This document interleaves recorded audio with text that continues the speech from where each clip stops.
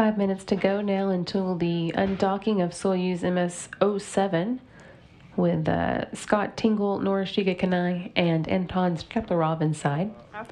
Crew continuing to work through their procedures that lead up to that undocking. Once the command is given, it takes about 90 seconds for the hooks holding the vehicle to the station to actually open and push it away. So the command will be given at 4:15 a.m. Central Time, and then undocking should take place at 4:16. Yes, I see it. Okay. Our 8 command, you can go ahead and send it now.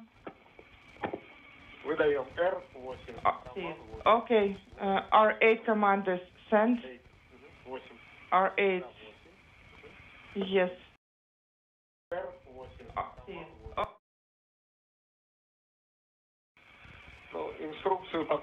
And I have not indicated mode, GSOR maneuver, GSOR in attitude, I have not seen it yet.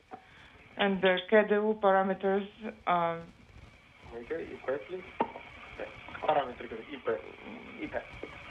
the IP maker.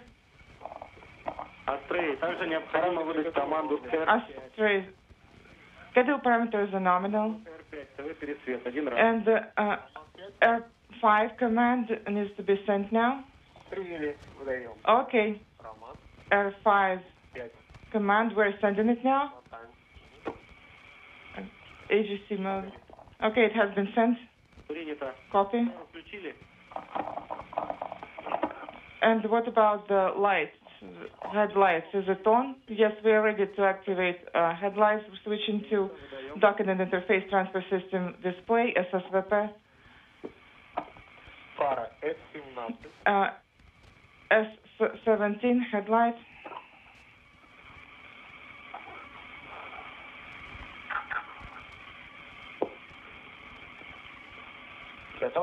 Ready? Ready to send the command. Okay, headlight is on. And in 2 minutes, I will be ready to activate SSVP by sending D7 command. D2 is not illuminated. S17 is not illuminated, okay? Which is SSVP backup. Moscow, do you confirm 12:14 for D7? 1.5 minutes. Yes, we confirm. Okay.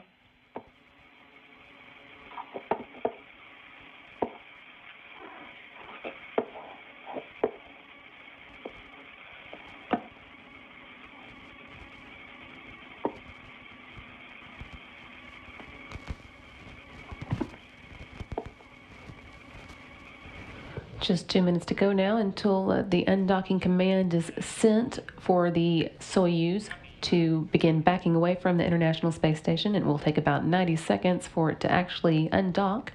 So the undocking should take place at 4:16 a.m. Central Time.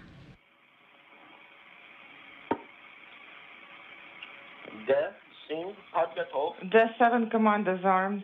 40 seconds remaining. 35 seconds.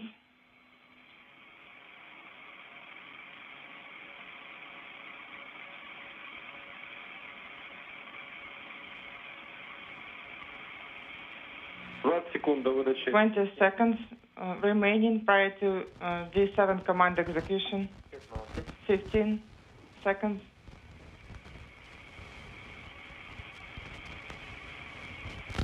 Five seconds.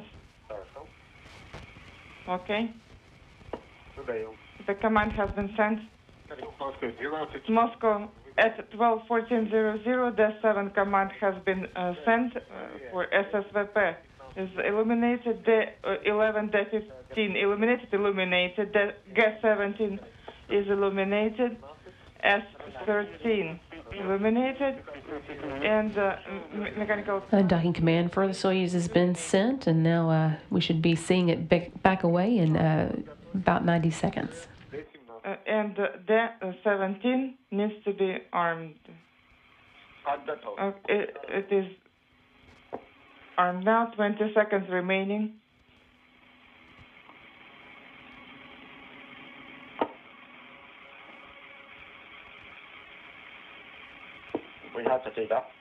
10. Okay. 5. 5 seconds. Sending it now. Moscow, this is Astray 1 at 12:15:00. The 17 command has been sent. Hooks are open. Is not eliminated. D15 not eliminated. S13 not eliminated. S11 transfer hatch is eliminated. Switching to page 42. We're standing by for mechanical. Team here in the Mission Control Center in Houston confirming that the hooks holding Soyuz to the space station are driving and beginning to release the Soyuz, when we should again see it begin backing away, which will be the time we use for its official undocking. And per hour go, in approximately 1 minute, you'll need to send it after the undock. Which command? R7. Copy. Just arm this command right now, so after undock, after separation, and for now, on ISS web display. Okay, which I have open in front of me. Okay, a mechanical connection the indication is off, not eliminated. SSVP mode has been executed. Okay, looking at the stopwatch now.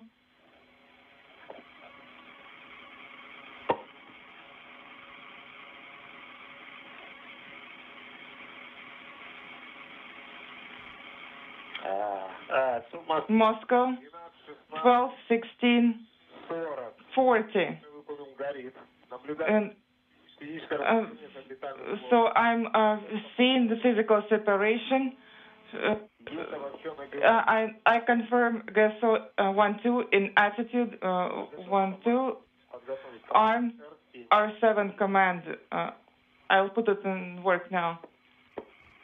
And as you can see, Soyuz MS-07 now backing away from the International Space Station. That undocking happened right on schedule at 4:16 a.m. Central Time, as the space station and Soyuz were over Mongolia. Mode is off. And I confirm GSO in attitude and separation of the Soyuz from ISS. R7 executed. And I am monitoring using wide angle, switching to page 43. Okay, 43. 1 minute has elapsed. That 4:16 undocking officially wraps up the Expedition 55 time at the International Space Station. NASA's Scott Tingle, Japan Aerospace Exploration Agency's Norishige Kanai, and Roscosmos's Anton Shkaplerov spent 166 days on board the station since their docking to the Rosvet module on December 19th. And again, that undocking came at 4:16 a.m. Central Time, 253 miles above Mongolia. Soyuz now in attitude control, no longer relying on the space station to orient in space, and at just another minute or so, we'll be seeing the first separation burn. That'll last 8 seconds and move the Soyuz away at a rate of about 1.2 miles per hour. 2 minutes elapsed.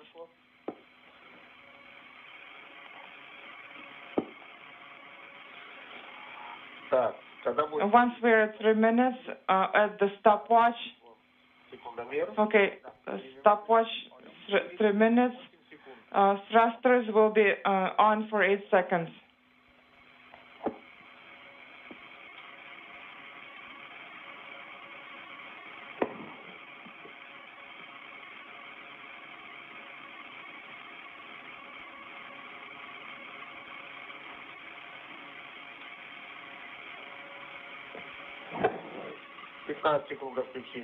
Fifteen seconds prior to depot activation. Great view here of the Soyuz from the cameras on board the International Space Station as it's moving away from the Rosvet module, which it just undocked from. Again at 4:16 a.m. Central Time. Depot operation. Copy. 5 seconds. And in 8 seconds, the approaching altitude control thrusters operation is off. VSCAR maneuver. I'm monitoring the maneuver. GSO in altitude is off. First separation burn that lasted 8 seconds, done now, and another one coming up to last 15 seconds. That'll increase the speed to 3.4 miles per hour compared to the International Space Station. All this, again, getting it ready to get to a sufficient distance from the space station so that the deorbit burn can be performed at 6:47 a.m. Central. General GSO. In 20 seconds, I'm standing by for DPO activation for 15 seconds. Copy.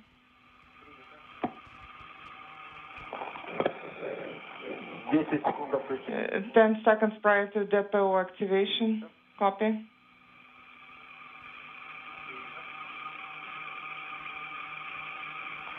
I confirm DPO operation. The indicator is illuminated 5 seconds.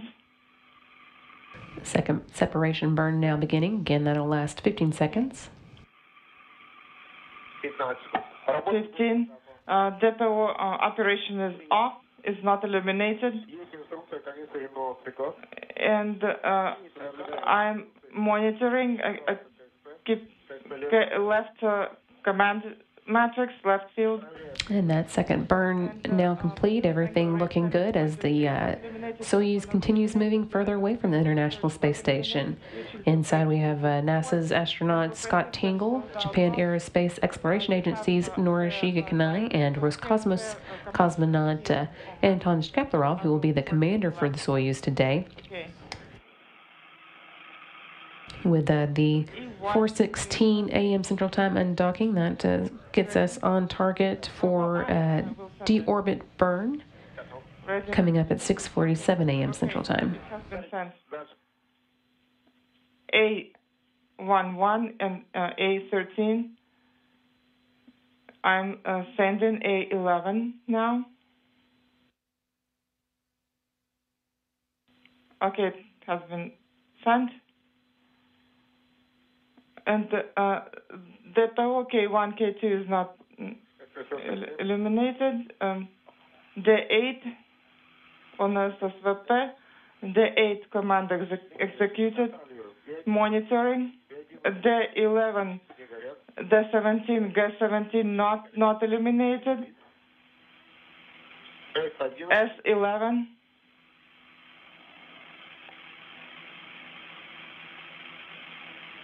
Is not illuminated as well. Okay, deactivate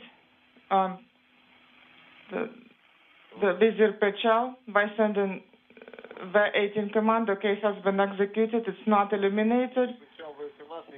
Okay, it is not illuminated. And go ahead and deactivate the headlight by sending S18 command.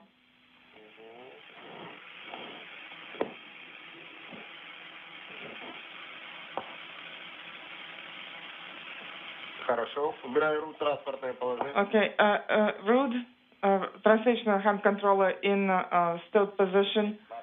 Headlight is not illuminated. Okay, copy.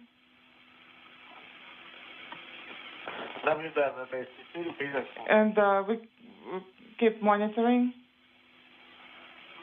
And you can go ahead and stow route.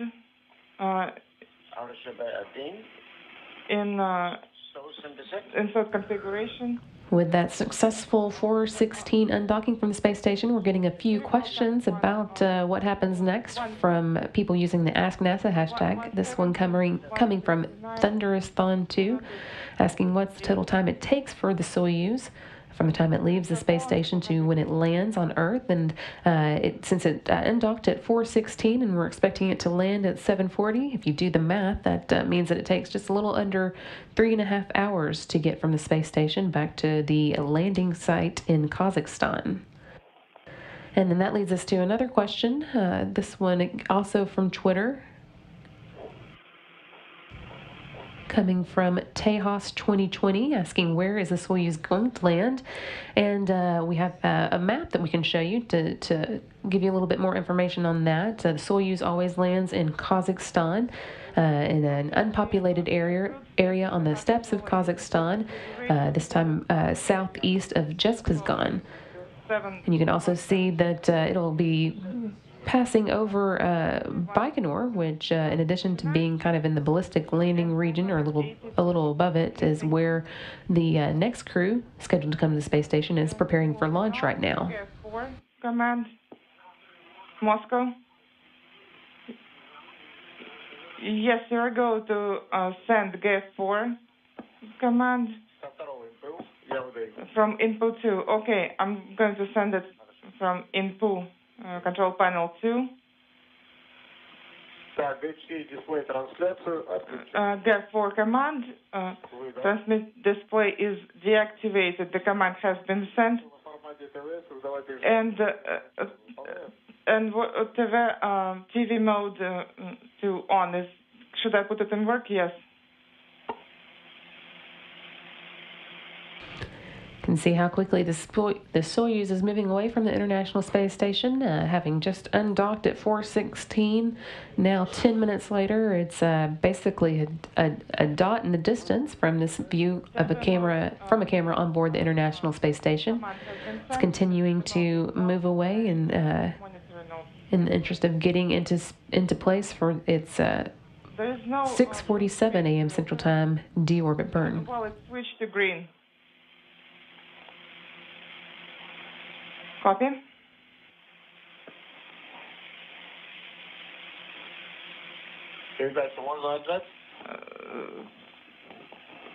So can I depress the transmission button?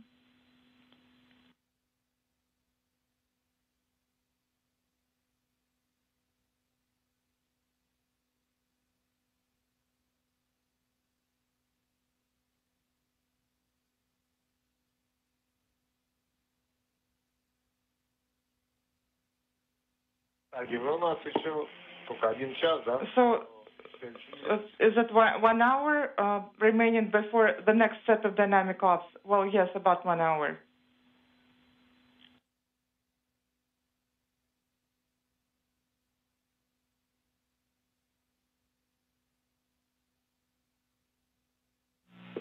Yes, Anton.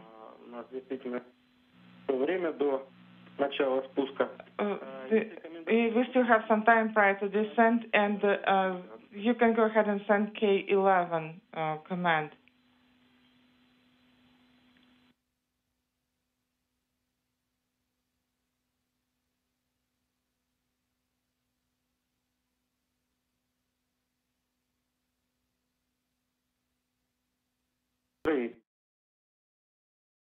Astra is Moscow.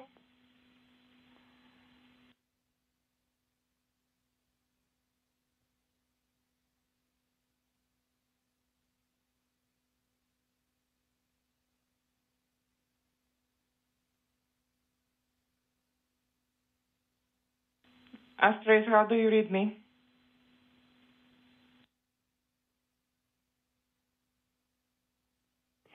Moscow, do you read us? Yes, we read you loud and clear. Come again. Is it K11? RFG 4 degrees? Okay, confirm. Okay.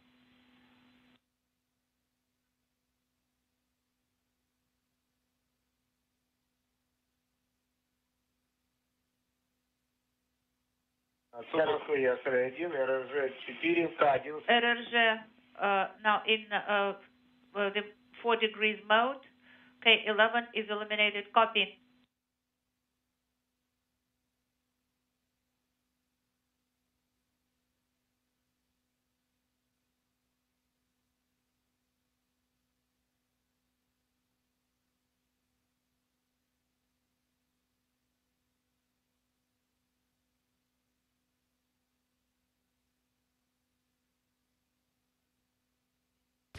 Now that the Soyuz has undocked, the International Space Station is moving back into its post-undocking attitude or orientation in space. Soyuz continuing to move out, getting ever smaller, as you can see from this view from cameras on board the space station.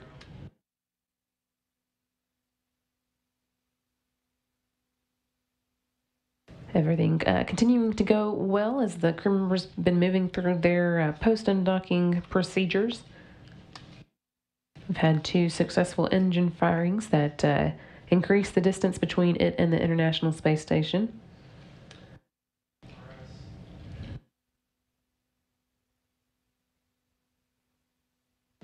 And now it's got about 2 hours and 15 minutes to finish getting in place for the deorbit burn scheduled for 6:47 a.m. Central Time.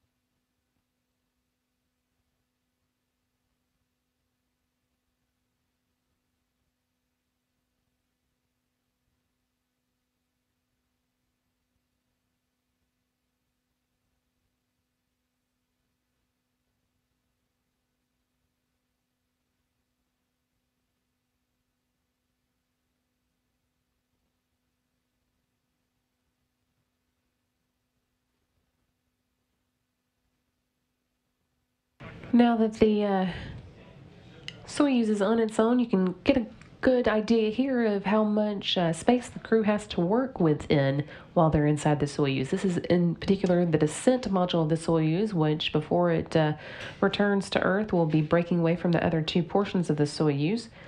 And it's what actually returns to Earth with 3 crew members inside.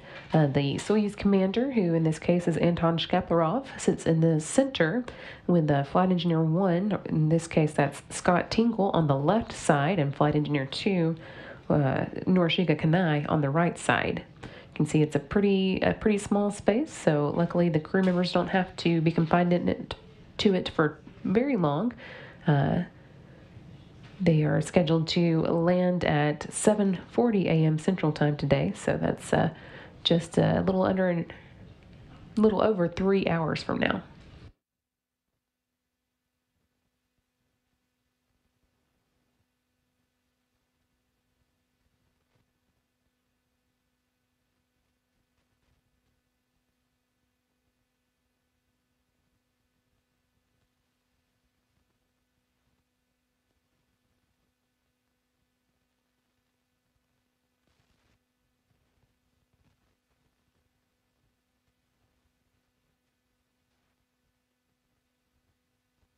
Now that the Soyuz MS-07 has safely backed away from the International Space Station following its 4:16 a.m. Central Time undocking, we're going to take a break in our coverage, and we'll be back at 6:15 a.m. Central and stay on for the rest of the morning's activities, starting with the deorbit burn, which will be at 6:47 a.m. Central. That'll drop the Soyuz out of orbit and set it on course for a 7:40 a.m. Central landing in Kazakhstan. So we'll be back at 6:15 a.m. Central for the final leg of Scott Tingle, Norishige Kanai, and Anton Shkaplerov's journey back to Earth. This is Mission Control Houston.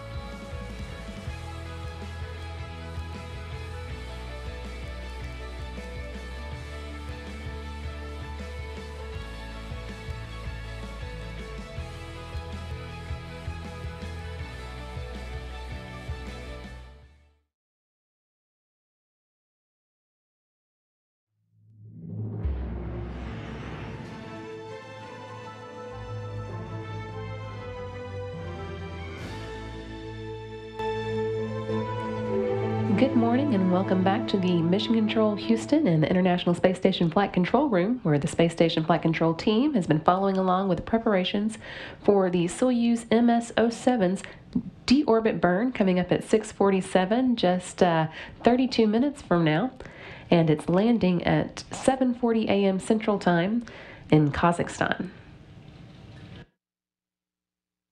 On board the Soyuz Expedition 55 crew members Scott Tingle of NASA, Norishika Kanai of the Japan Aerospace Exploration Agency, and Anton Shkaplerov of Roscosmos have already closed the hatches between their vehicle and the International Space Station at 1:02 a.m. Central Time, and then undocked from the space station at 6:14 a.m.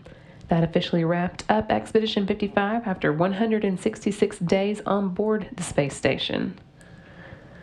Remaining behind, the newly minted Expedition 56 crew members, Commander Drew Feustel and flight engineers Ricky Arnold and Oleg Artemyev, are wrapping up their day and enjoying their first night as a three-person crew.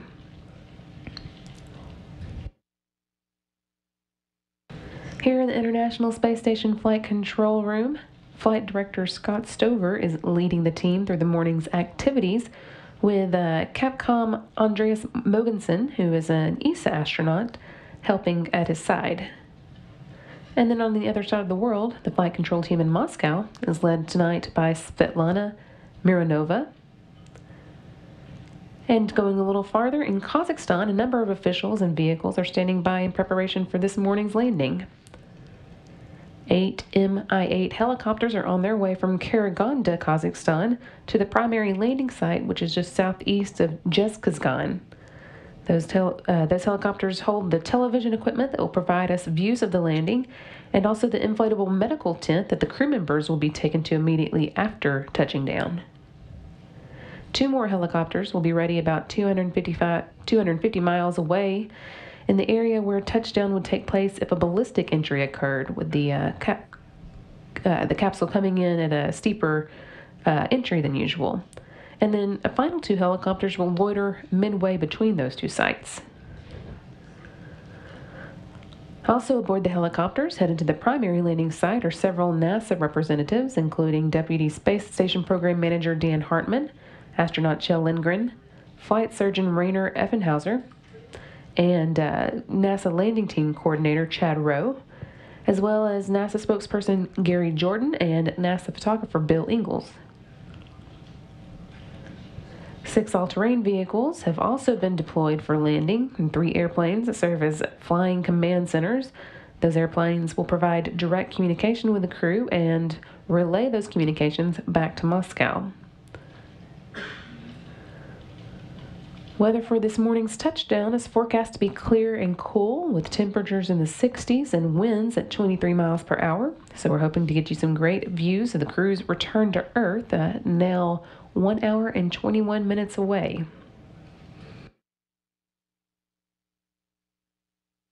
As you follow along with this morning's activities, we'd love to hear from you. If you have questions, please send them in via social media using the hashtag AskNASA. We'll try to answer a few of those over the course of the morning, so be sure and get those in.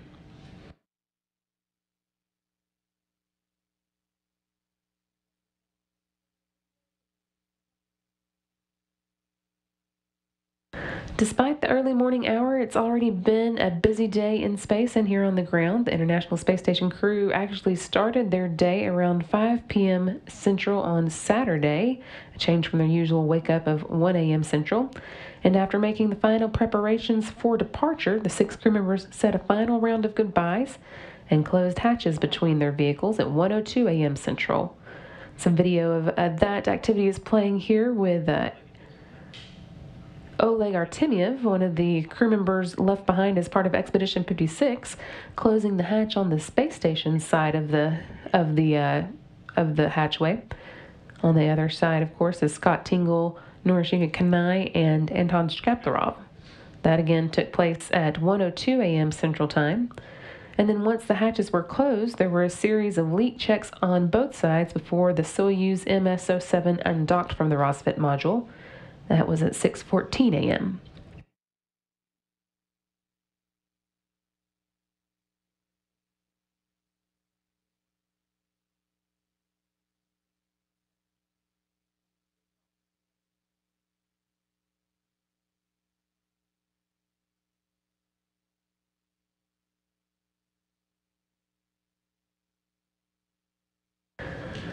Here's some recorded video of that undocking, which again took place at 4:16 a.m. Central Time when the space station and Soyuz were at about 253 miles above Mongolia.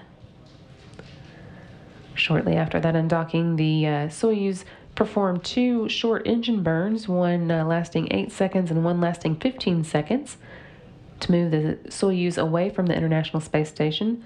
It's aiming at a spot about 12 miles away for the Deorbit burn, which is now 26 minutes away and counting.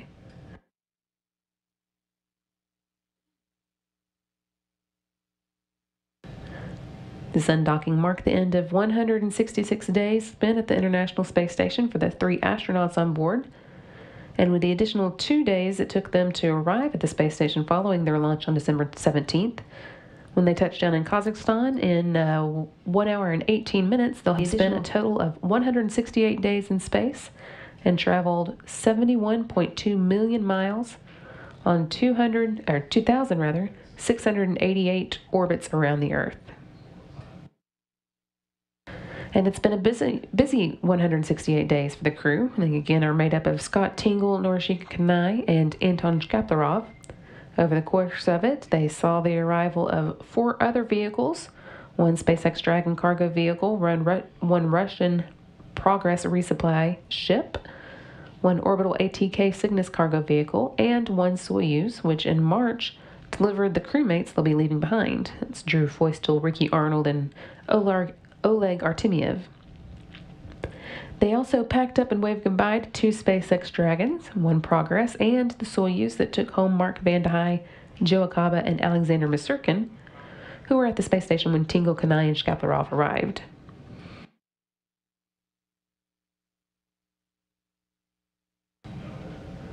All 3 of the astronauts landing today were also able to participate in spacewalks during their time at the space station. Tingle's in January lasted 7 hours and 24 minutes. Shkaplerov's on February 2nd lasted 8 hours and 13 minutes. That's a Russian duration record. And because it was his second spacewalk, he now has spent a total of 14 hours and 28 minutes outside the space station spacewalking. And Kanai's spacewalk was on February 16th. It lasted 5 hours and 57 minutes. For Tingle and Kanai, this was their first space flight, so they'll each return home with that 168 days as their total time spent in space.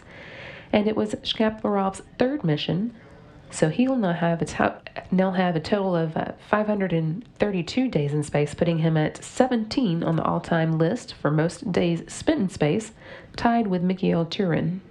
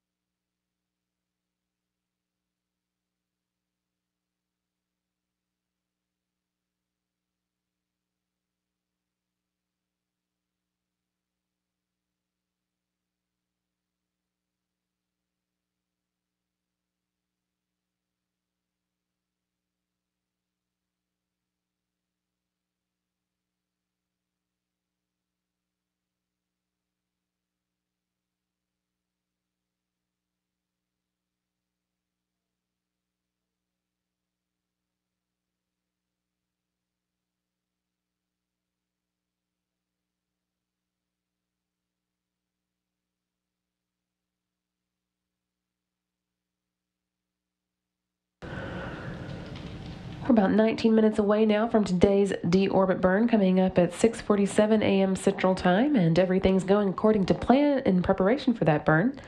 It will be performed when the Soyuz is about 12 miles away from the space station.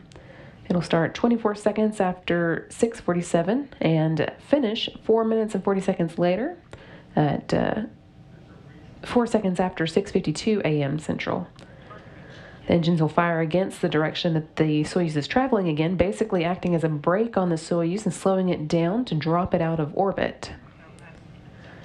Then about 20 minutes after the deorbit burn is complete, when the Soyuz is at an altitude of 86 miles above the Earth, the vehicle's computers will command the 3 modules of the Soyuz to separate.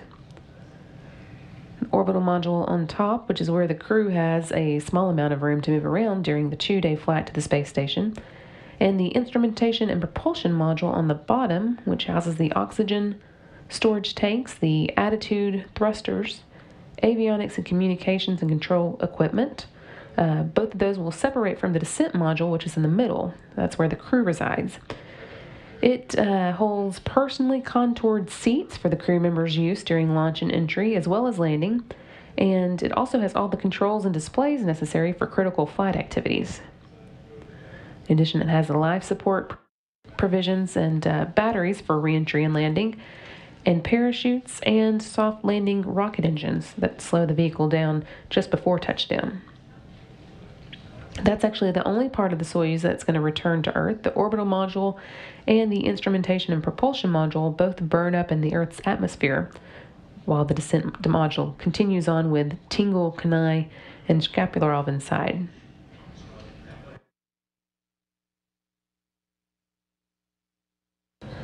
Three minutes after the deorbit burn at 7:17 a.m. Central, when the Soyuz is about 62 miles above the Earth, the Soyuz will begin feeling the Earth's atmosphere again. The descent module's computers will orient the capsule with its ablative heat shield pointing forward to protect it from the heat of the Earth's atmosphere as it begins to fly through it, and then the crew will begin to feel gravity for the first time in 168 days. You can see where that happens here on this chart, just above the atmosphere line. I mentioned that the heat shield is ablative, and that means that as it begins to travel through the atmosphere and feel the heat of reentry, the material of the heat shield basically burns away rather than transferring the heat back into the capsule. The worst of the heat will last from 7:18 to 7:23 a.m. Central, during which temperature around the spacecraft will be so great that the air surrounding it will turn into plasma.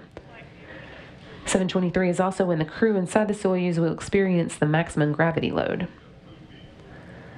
After that, it's a wait of just 2 minutes before the Soyuz parachutes are commanded to open.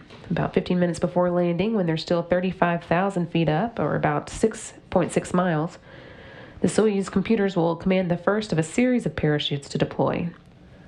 2 pilot parachutes will come first, one 6.7 square feet and one 48.4 square feet. Together, they'll drag out the drogue chute, a 172 square foot parachute that slows the Soyuz down from about 492 miles per hour to about 178 miles per hour. The drogue chute also creates a gentle spin for the Soyuz as it dangles underneath, helping to stabilize the capsule in its final minutes before touchdown. And just before touchdown, that drogue chute will be jettisoned to make way for the deployment of the 5,575 square foot main parachute. That will continue to slow the capsule down to a speed of about 22 miles per hour. And at first, the capsule will hang beneath it at a 30-degree angle to the horizon to help with aerodynamic stability. But after one of the 2 harnesses connecting the parachute to the capsule is severed, the Soyuz will right itself so that the vertical position is achieved for touchdown. When the capsule is just 16,000 feet, or about 3 miles above the Earth, the capsule's heat shield will be jettisoned, and any residual propellant will dissipate. Without the heat shield, the Soyuz's altimeter, an instrument that measures altitude by bouncing signals off to the ground and back to the Soyuz, will be exposed to the surface of the Earth, and then it can be used to provide the capsule's computer with updated information on altitude and rate of descent. At this point, the vehicle's computer will also arm the module's seat shock absorbers. And when the Soyuz drops to an altitude of about 39 feet, the cockpit displays will tell the Soyuz commander, that's Anton Shkaplerov, to prepare to fire the soft landing engines. Those are 6 solid propellant engines, and they'll actually fire about 3 feet above the ground, just seconds before touchdown, slowing the Soyuz down even further for its touchdown at 7:40 a.m. Central Time.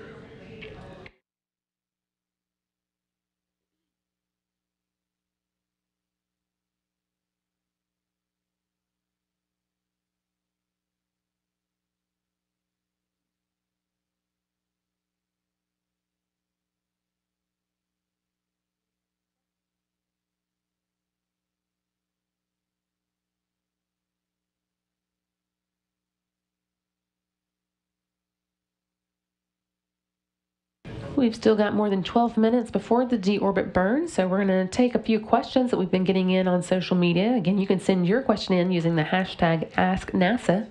We'll try to get as many as possible in before the end of the show.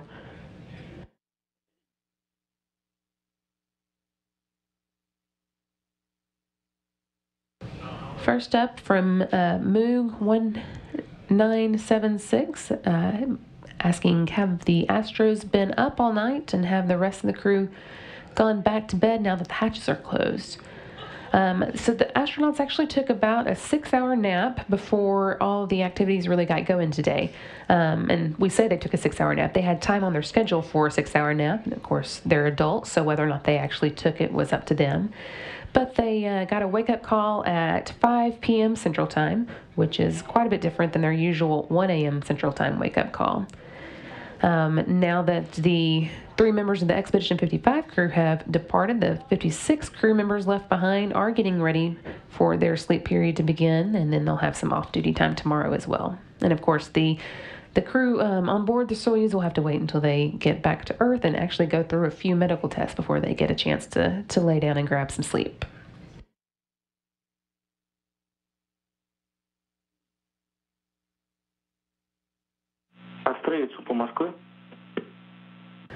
Also from Anand on Twitter, we have the question, how much heat is the spacecraft going to face? How much heat a spacecraft faces coming back through the Earth's atmosphere depends on how far away it is. So the farther away from Earth you go, the faster you come in, and that makes more heat because you go through the Earth's atmosphere faster. From the International Space Station, a spacecraft can expect to feel about 3,000 degrees Fahrenheit. And so you want to be sure you have a good heat shield. If you're coming back from the moon or Mars, that of course increases, so you need to have an even hardier heat shield. And just for comparison, if you've been watching the news and seeing about the volcano eruption in Hawaii, the lava from a volcano is about 22,000 degrees Fahrenheit.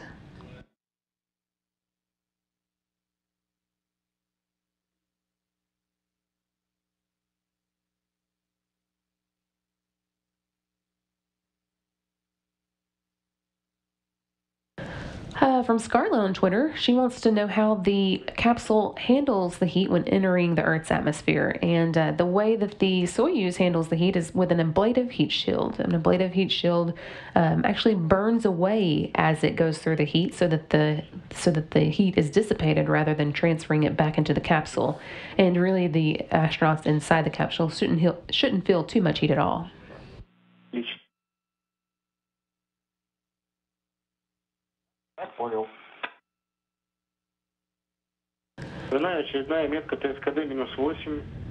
And Aruda on Twitter, Twitter asked, or actually I believe this one was from Facebook, what speed does the satellite move, and can the speed be increased or decreased?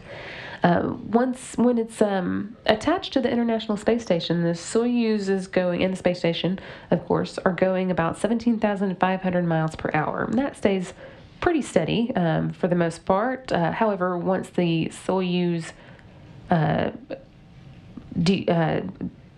undocks from the space station, it moves away from the space station specifically so that it can start slowing down and dropping back into the Earth's atmosphere. So it will go from 17,000 miles per hour to 0 miles per hour in the course of about 3.5 hours as it performs its deorbit burn and returns to Earth.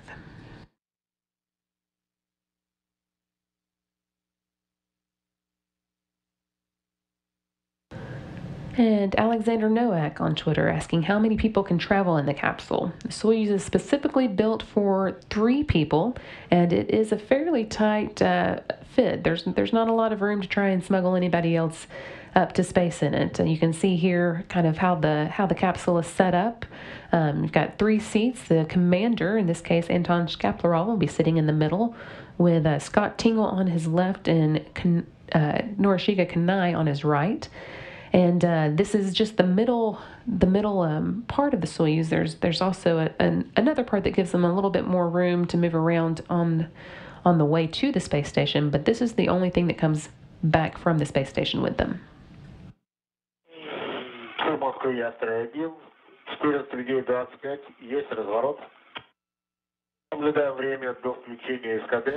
Electra on Twitter asked, does the body feel major changes when we're out of Earth's gravity and coming back into it? And yes, once the astronauts get to the space station and have to learn to live in 0 gravity, they do experience a lot of changes that we pay a lot of attention to because we want to know exactly how the body reacts to living in 0 gravity, so that as we explore further out into the into the solar system, we have a good idea of what to expect. And then when they come back to gravity, they also have to get used to that. Once their body is adjusted, they then have to readjust. And a lot of people have a little bit of basically gravity sickness when they come back, a lot like motion sickness you might have from various activities on Earth, and they have to have an adjustment period. And that's also something we're interested in because, say, if you have gone on a 9-month mission to Mars, we want to know how you will be reacting to gravity on the Martian surface once you experience after landing.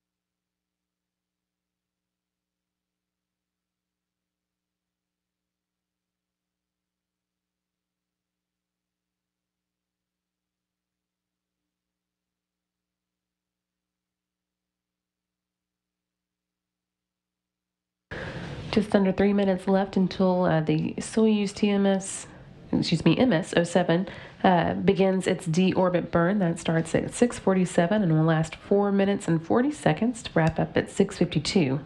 That again will drop the Soyuz back into the Earth's atmosphere and prepare it to, or put it on course for a landing in Kazakhstan at 7:40 a.m. Central Time.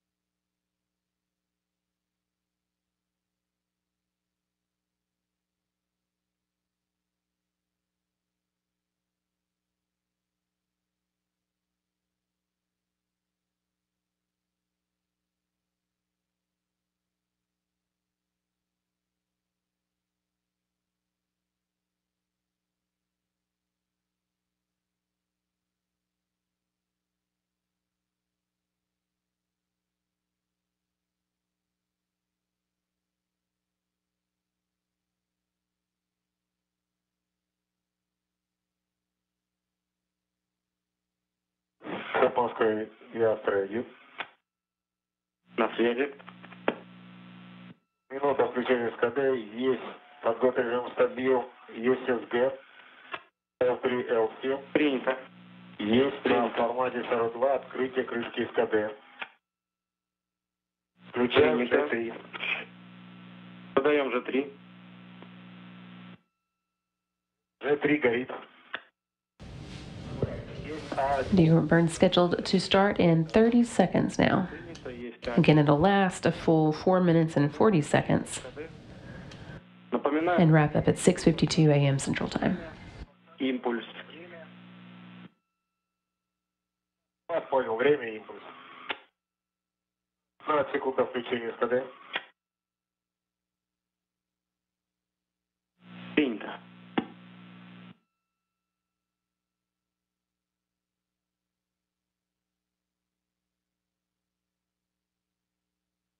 Шкапlerov, есть работа СКД? Принято. Есть на распаде перегрузки. And the team here on the ground reporting that the deorbit burn has officially started. 15 секунд, 6 метров набрали.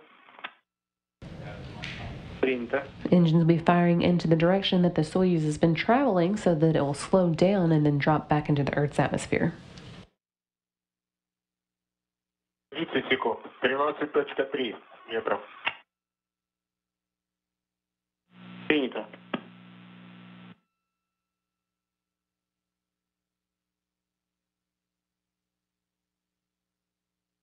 Сорок 5 секунд, набрали 20 метров. Ориентация в норме. Принято.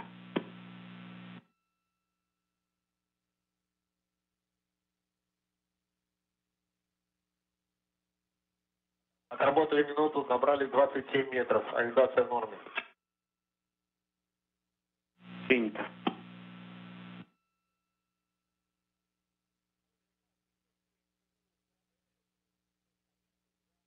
Отработали минуту 15, 34 метра. Ориентация в норме. Принято.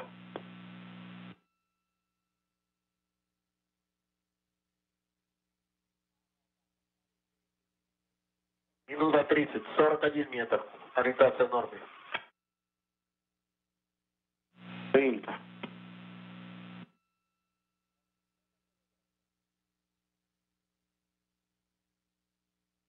Минута 45, набрали 48.6 метров в секунду. Принято. Meters. Copy.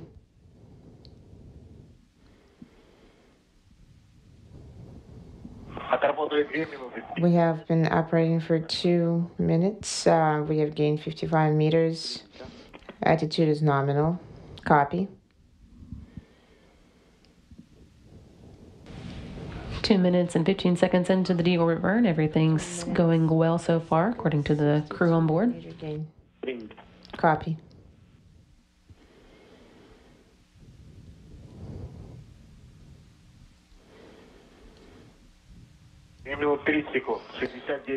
Two minutes 30 seconds. We have accelerated by 69 meters.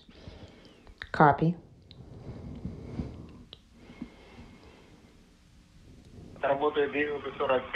Two minutes 45 seconds, and the burn is 76 meters. Attitude is nominal. Copy.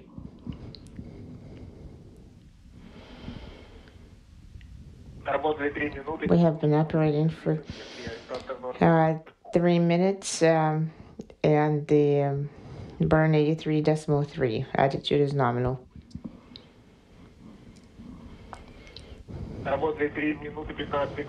3 minutes 15 seconds.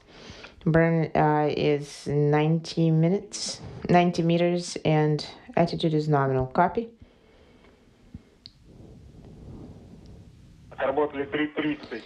3 minutes 30 seconds. Burn 98 meters. Attitude is nominal. Copy. 1 minute left to go in the deorbit burn. Everything's still looking good. We have been operating for 3 minutes 45 seconds. Attitude is nominal. Copy.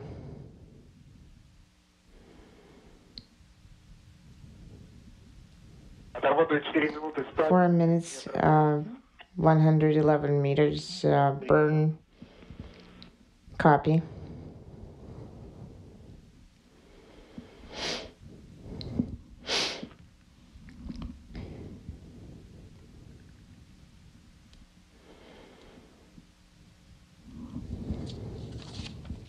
Отработали 4 минуты 25 секунд. 4 minutes 20 seconds. 123 meters. Отработали 4:30. От Москвы есть. MCC. Moscow, we have SKD deactivation. 128.1. 128.1 meter burn.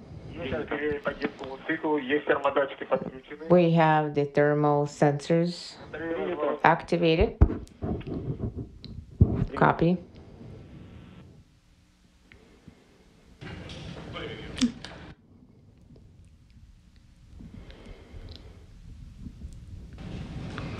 All indications that the deorbit burn went off just exactly as planned. 4 minutes and 40 seconds, wrapping up at 6:52 a.m. Central Time and setting the Soyuz on course for landing at 7:40 in Kazakhstan.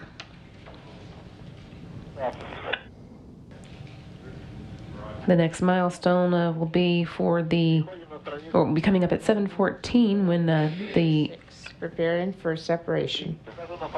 Copy. When the descent module will separate from the other two modules of the Soyuz. That's the only part that will come back to Earth, and it, of course, is the section that carries 3 astronauts inside: Scott Tingle, Norishika Kanai, and Anton Shkaplerov.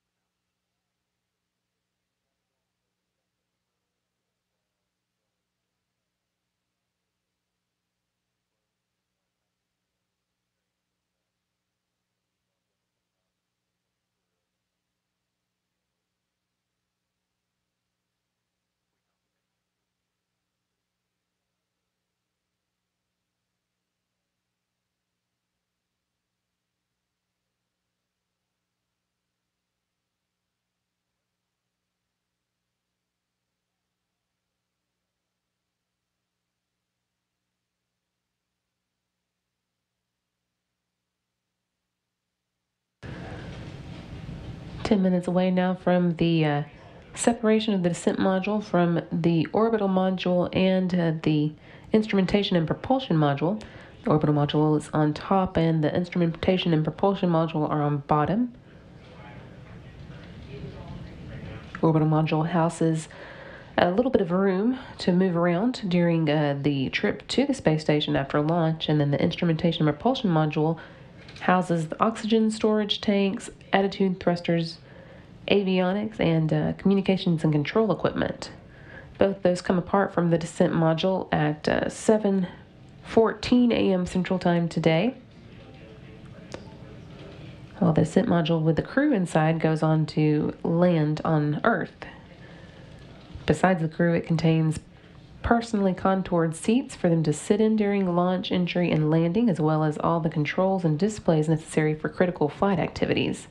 You can see a graphic here of how that separation works, and of course the descent module also has the heat shield that protects the crew as they are coming back through the Earth's atmosphere, as well as the parachutes that then slow it down for a relatively gentle landing.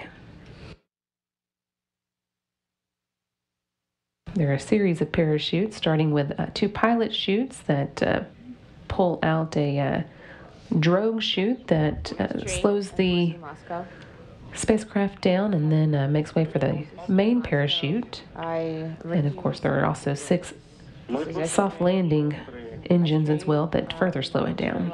Clear mission control. The crew members are feeling well. Everyone copy. Separation -6. We need to be in the readiness mode. You will need to close your helmet, pressurized helmet, prepare the automatic system, and have the Rus hand controller in your hands.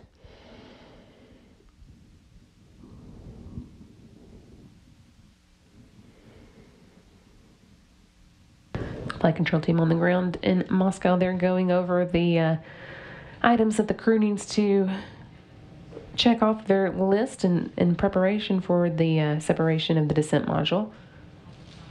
Again, that's coming up a little less than 10 minutes now at 7:14 a.m. Central Time.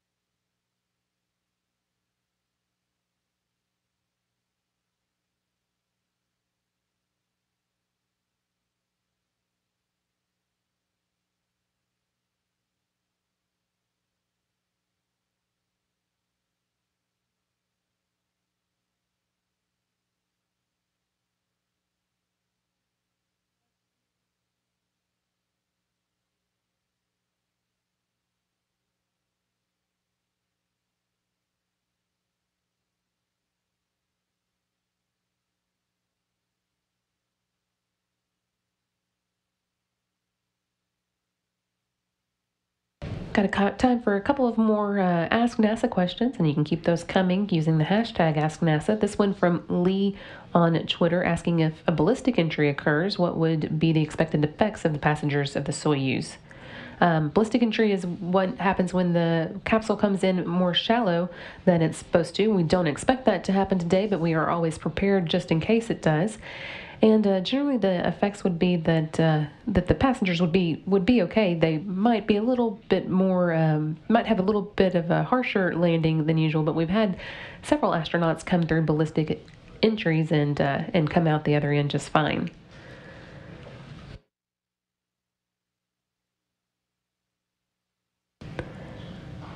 And this one from Ollie Oliver asking, will we hear a sonic boom everywhere? He's in Hawaii and wondering if he will hear it there. No, I'm sorry, you will not hear a sonic boom in Hawaii. Sonic booms are generally heard when the spacecraft breaks the sound barrier and generally only right under where they do so. So since the Soyuz is landing and coming in over Kazakhstan, you would not be able to expect to hear a sonic boom in Hawaii or really anywhere else other than Kazakhstan.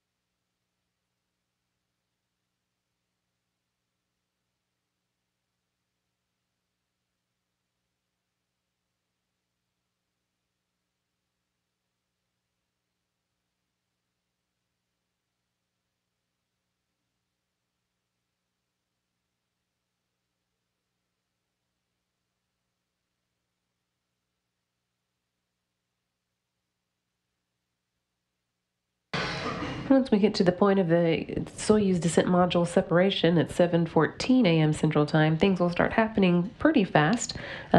Just a couple minutes after that, the Soyuz will begin to experience the Earth's atmosphere. Things will be heating up, especially on the heat shield, of course, and the crew will start to feel the first effects of gravity.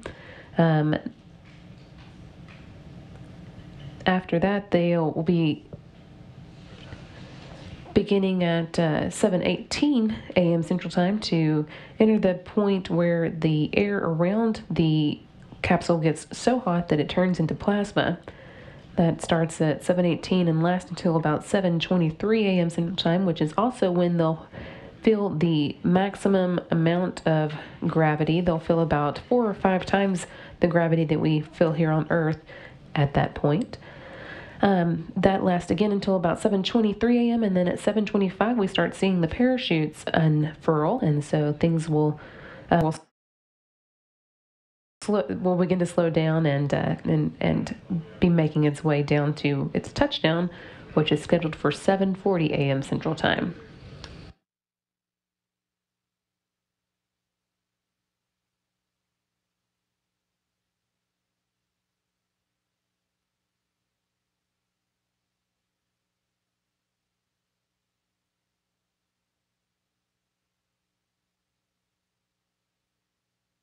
Astray, 11 минут до разделения. Astray, 11 minutes to separation.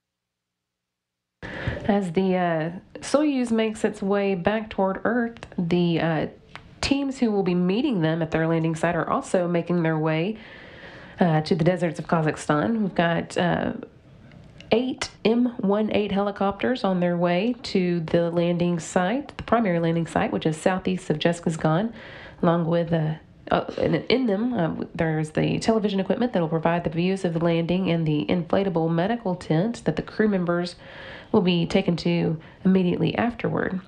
2 other helicopters will be ready about 250 miles away in the area where touchdown would take place if a ballistic entry occurred, and a final 2 would loiter midway between the 2 sites.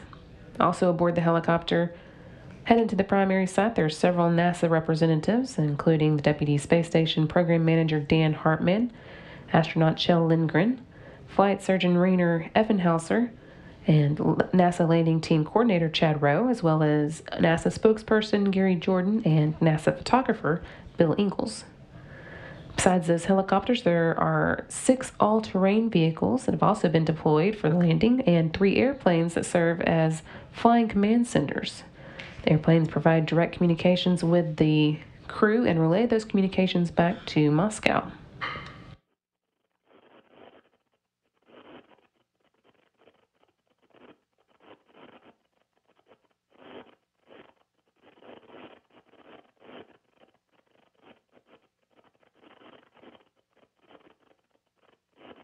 Australia, Super Москвы. Australia, MCC Moscow.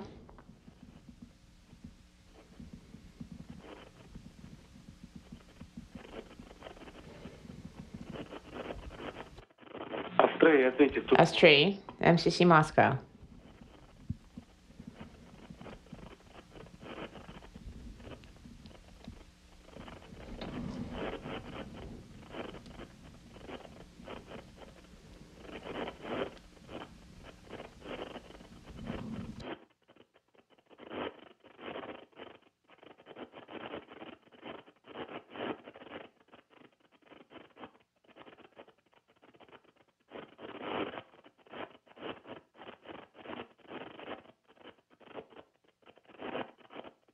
Australia, ответьте. Australia, MCC Moscow.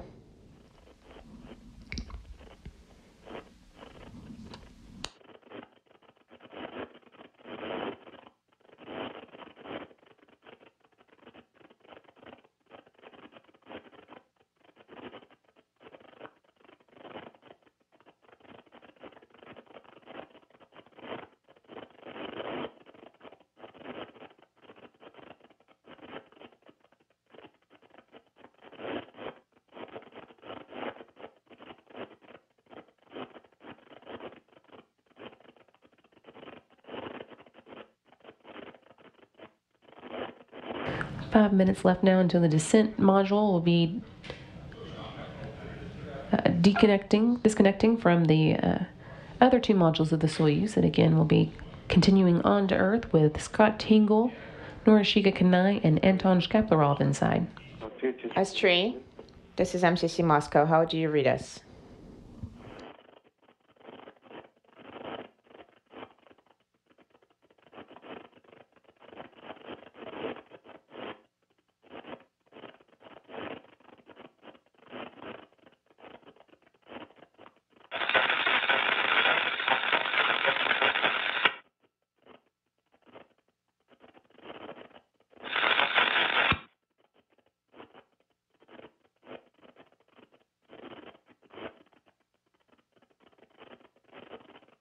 Australia, до разделения осталось меньше 4 минут. Australia, less than 4 minutes remaining until separation.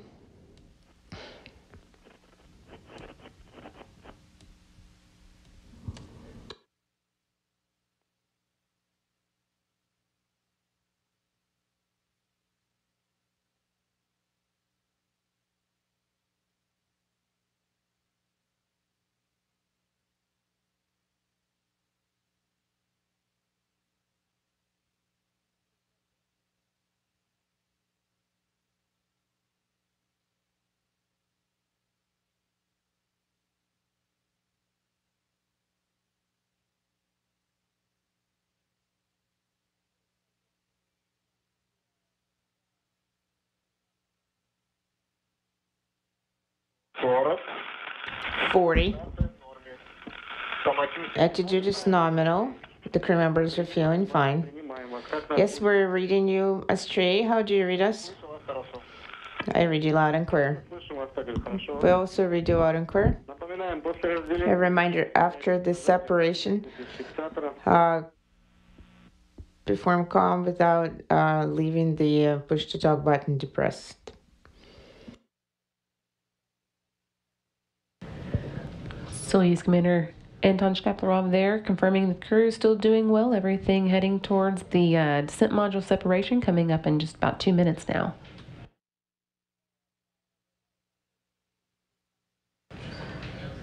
Once again, after that, it'll just be a few minutes before the Soyuz begins experiencing the Earth's atmosphere. And at 7:25, about 33,000 feet above the Earth, the Soyuz computers will begin commanding the parachutes to deploy.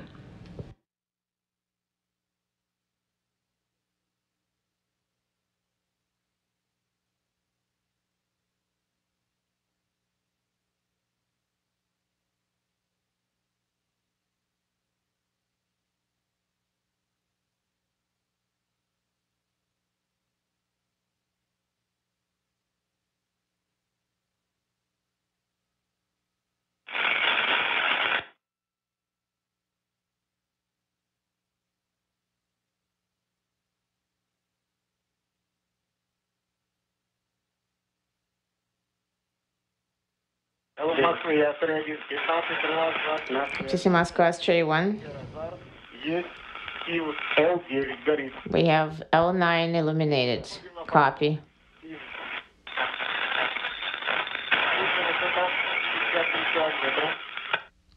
Altitude is 53 kilometers.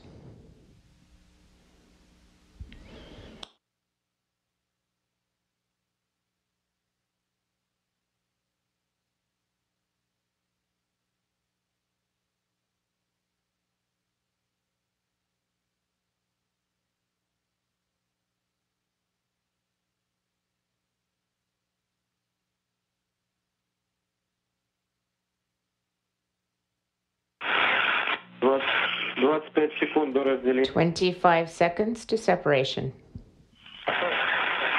Copy.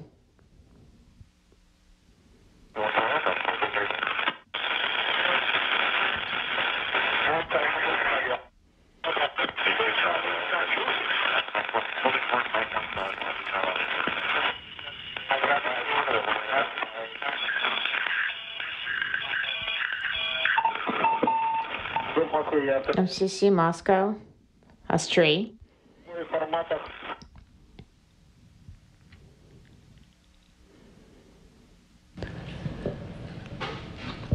Team here on the ground reporting that the module separated as planned. That was 7:14. We're reading you with interferences. 10:14, 262. Copy. With that separation, Tingle, Kanai, and Shkaplerov are inside the descent module, which has separated from the orbital module and the instrumentation and propulsion module. The descent module will keep on path to its landing in Kazakhstan, while the orbital module and instrumentation and propulsion module will burn up in the Earth's atmosphere.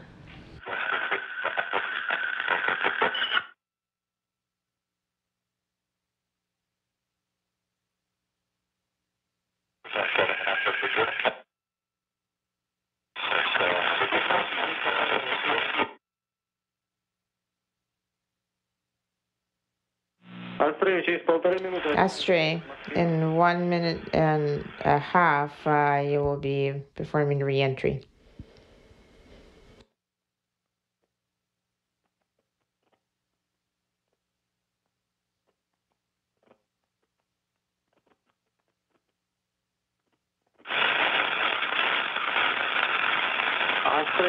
Astray, 1 minute to reentry. 15:24. It's possible we won't be able to talk to you at that time.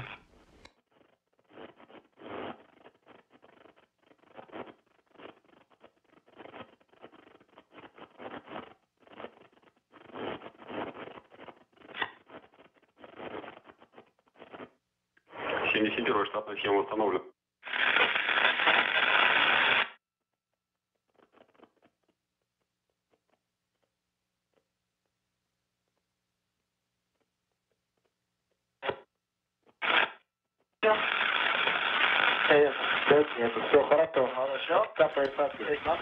Okay. Everything is fine.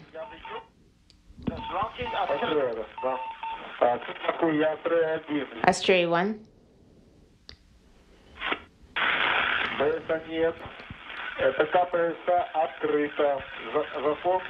The covers are open. The flaps are open. That one open. Copy. Soyuz MS-07 with Scott Tingle, Norshika Kanai, and Anton Shkaplerov inside has now begun to enter the period of atmospheric re-entry. That's when the crew will begin to feel the first effects of gravity after their 168 days in space, and also when the Soyuz heat shield will have to come into play as it begins to interact with the Earth's atmosphere. For that reason, the descent module's computers orient the capsule so that the heat shield is pointing forward, protecting it from the heat generated. And over the next few minutes, that heat will build up and begin heating the air around the capsule so much that it forms a plasma. Astray, expecting re-entry. And during that time, we may hear less from the crew as the plasma builds up around the capsule and interferes with communication. That period should end around 7:23 when they come out of the atmospheric reentry portion and pass through the maximum gravity load that they'll experience on their way down.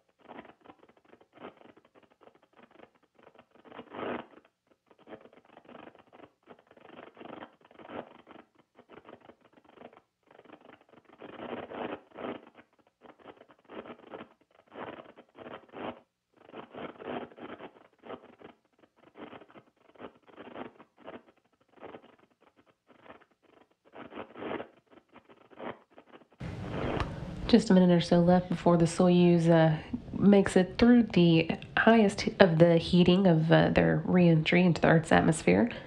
And then in about 3 minutes, at 7:25, the Soyuz computers will command the first of its parachutes to deploy.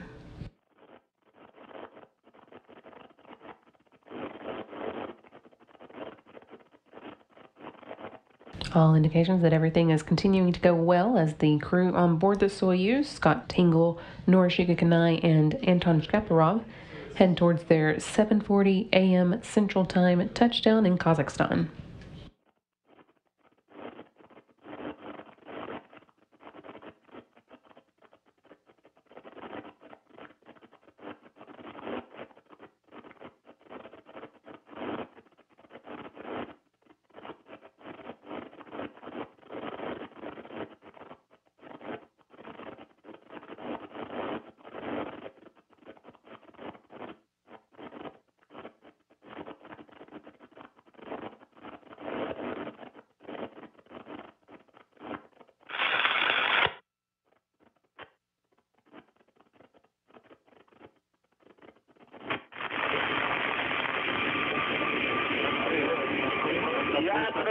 Слышу вас хорошо.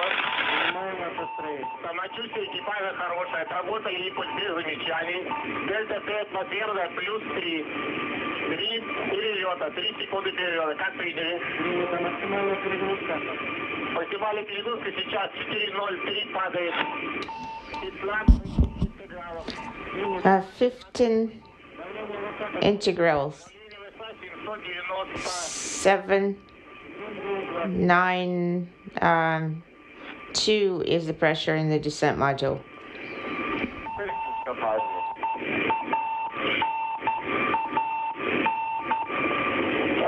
That was a good ride. Yeah.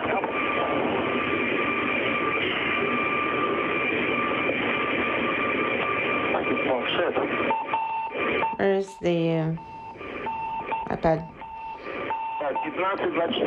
15, 24, 23. Expecting.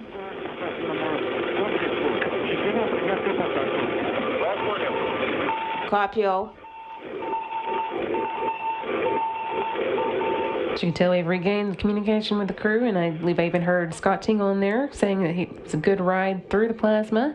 Now we're coming up in just a minute or so on the point where the Soyuz computers will deploy the first of its parachutes.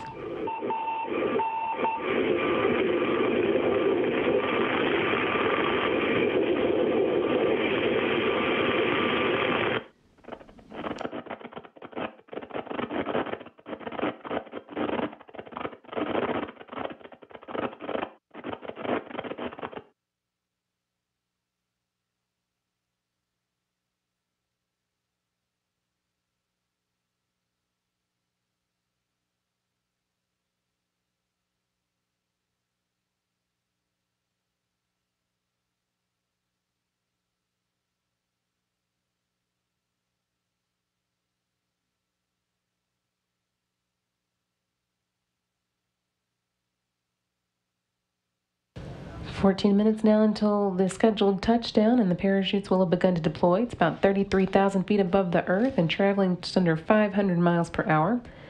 Soyuz computers actually command the first of the parachutes to deploy, and that's 2 pilot chutes, one that's 6.7 square feet and one that's 48.4 square feet. Those pull out the 172 square foot drogue chute. The drogue chute then slows the Soyuz down to about 178 miles per hour and begins stabilizing the capsule.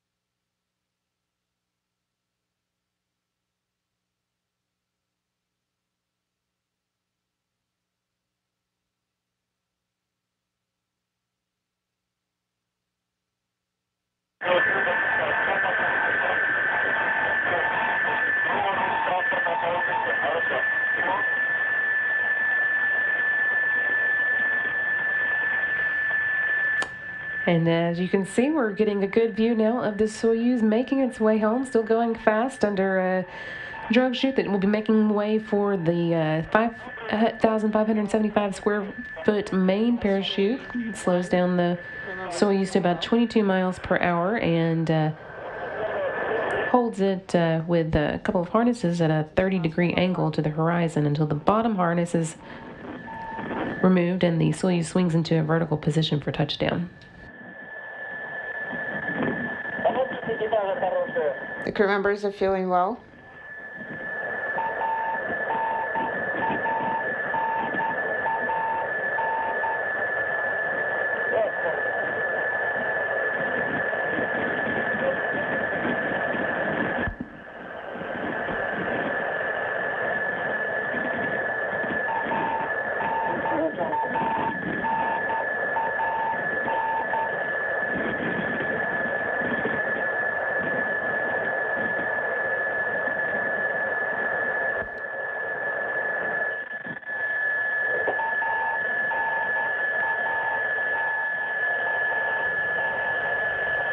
Inside the Soyuz capsule that you can see under that parachute, we have returning astronauts Scott Tingle, Norishika Kanai, and Anton Shkaplerov making their way home after 168 days in space.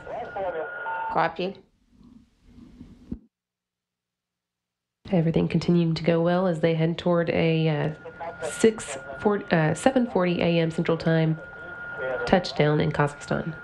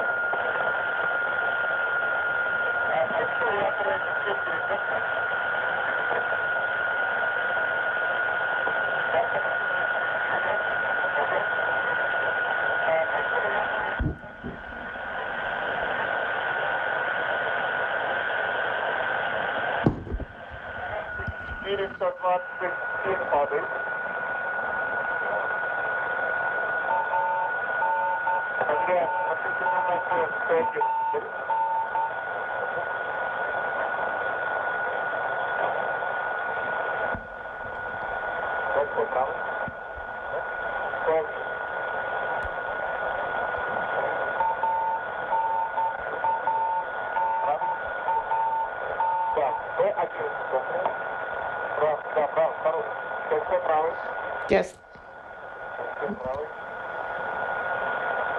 And the one on the right?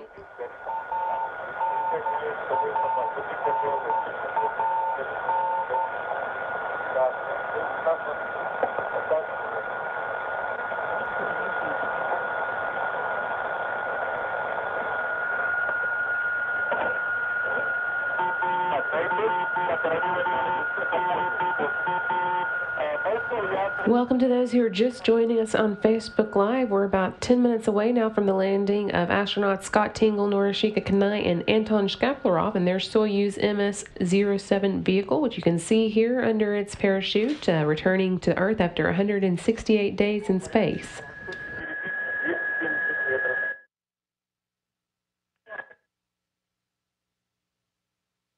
Everything's been going well on their return from the International Space Station, which began with a hatch closure at 12:55 a.m. Central Time this morning, followed by an undocking from the space station at 4:16 a.m., and then a deorbit burn at 6:47.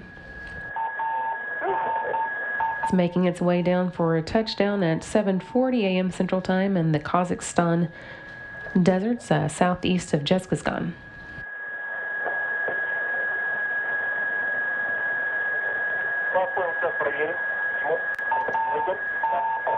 Copy all. We will verify it.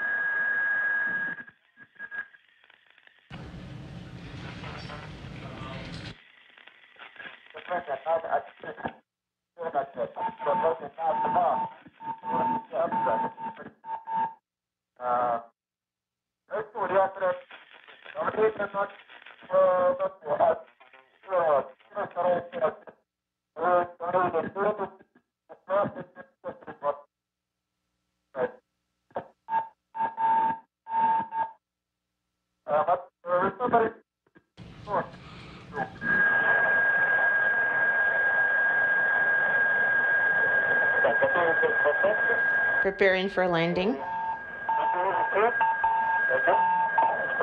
About 7 minutes away from landing in Kazakhstan for Scott Tingle, Norishika Kanai, and Anton Shkaplerov. They are in the Soyuz under that 5,575 square foot main parachute, making their way towards 7:40 a.m. Central Time landing. When they are about 39 feet above the Earth, the commander of the Soyuz, Anton Shkaplerov, will get a notice from the computers to prepare to fire 6 solid propellant engines called the soft landing engines that will slow the Soyuz down to about 5 feet per second or 3.5 miles per hour.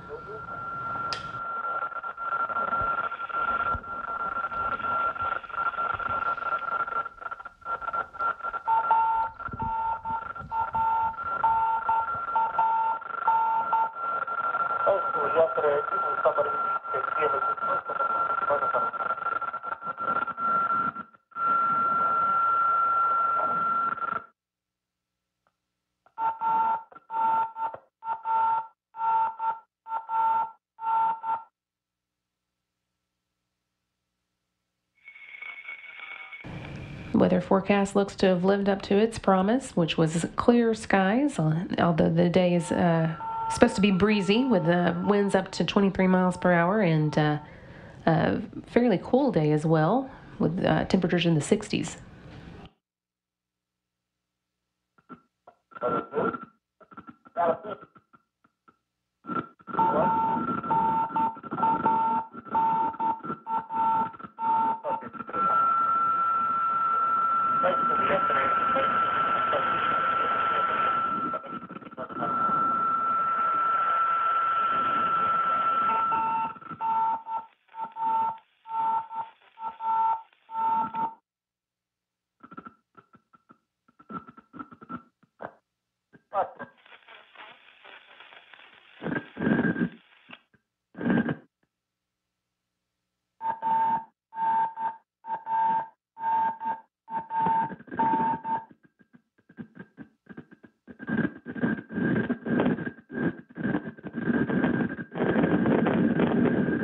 Less than 5 minutes to go before the capsule is scheduled to touch down at 7:40 a.m. It's going to be landing southeast of Jeskisgan, Kazakhstan. And contingent of Roscosmos and NASA personnel are on their way to meet it and be ready to get the 3 crew members inside the capsule out as quickly as possible after touchdown.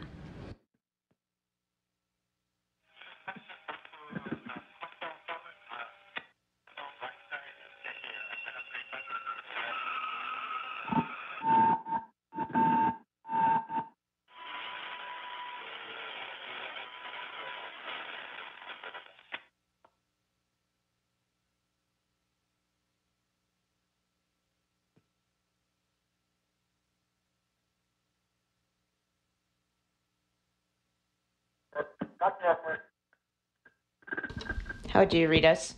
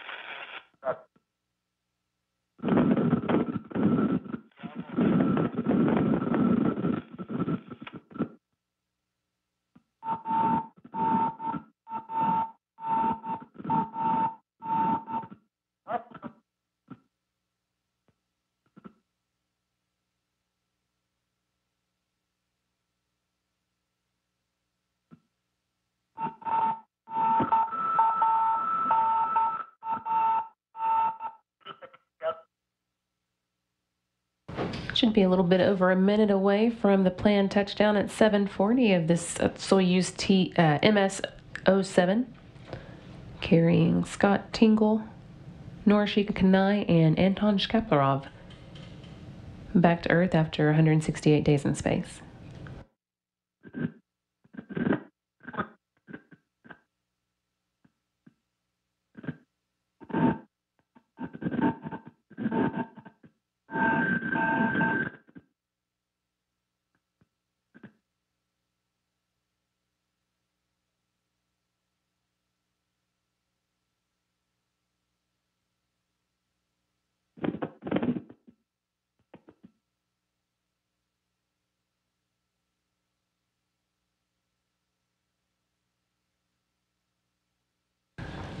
And as you saw there, the Soyuz MS-07 officially landed.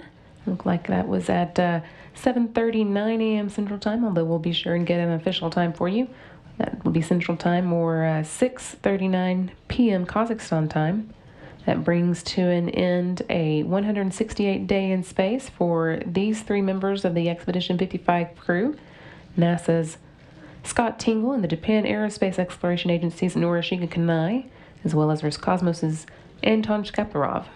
This was the first flight for both Tingle and Kanai, so they now total 168 days spent in space, while Shkaplerov has now been to space 3 times and spent a total of 532 days there, tying him with the Roscosmos's Mikhail Turin for 17th on the all-time list of days spent in space.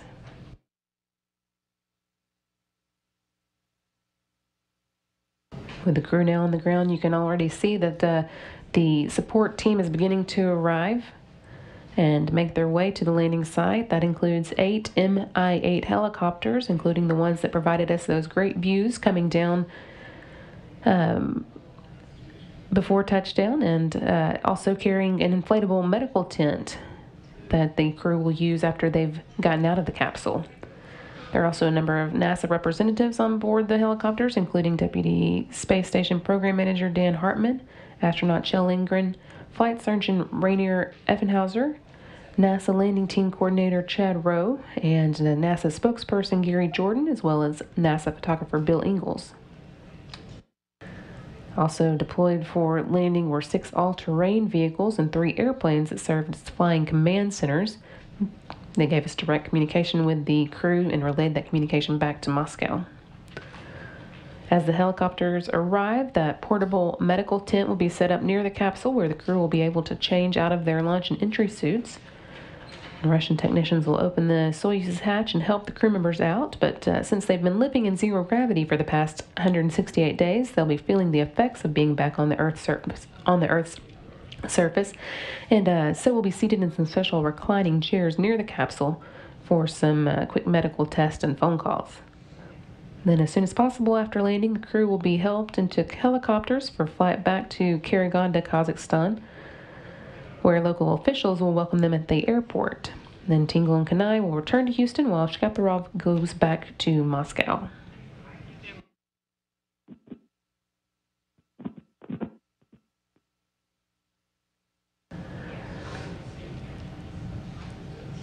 Touchdown today came at 7:39 a.m. Central Time, or 11:39 p.m. Kazakhstan time.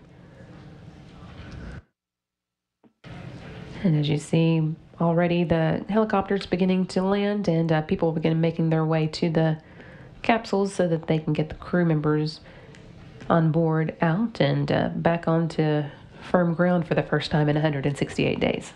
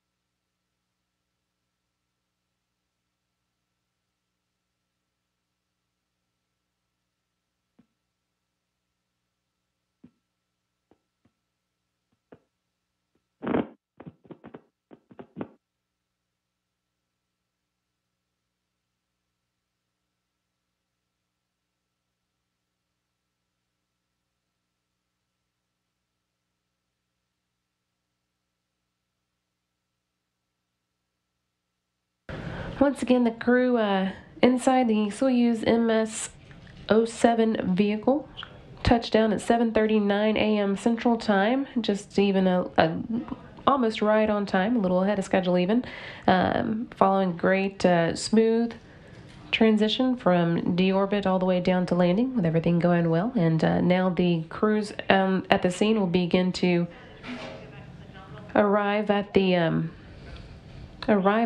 landing site and get ready to help the crew members out of their capsule.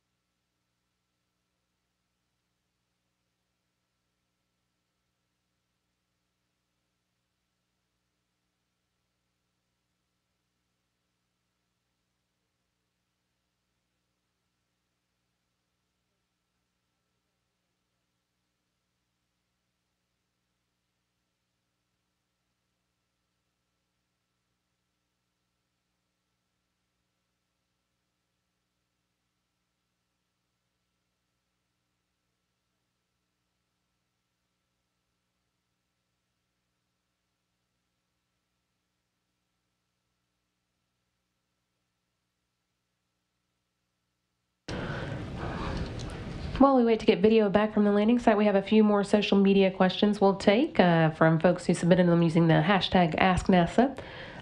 Nani on Twitter asks, is there a rest period before the crew members are allowed to return home once they've landed?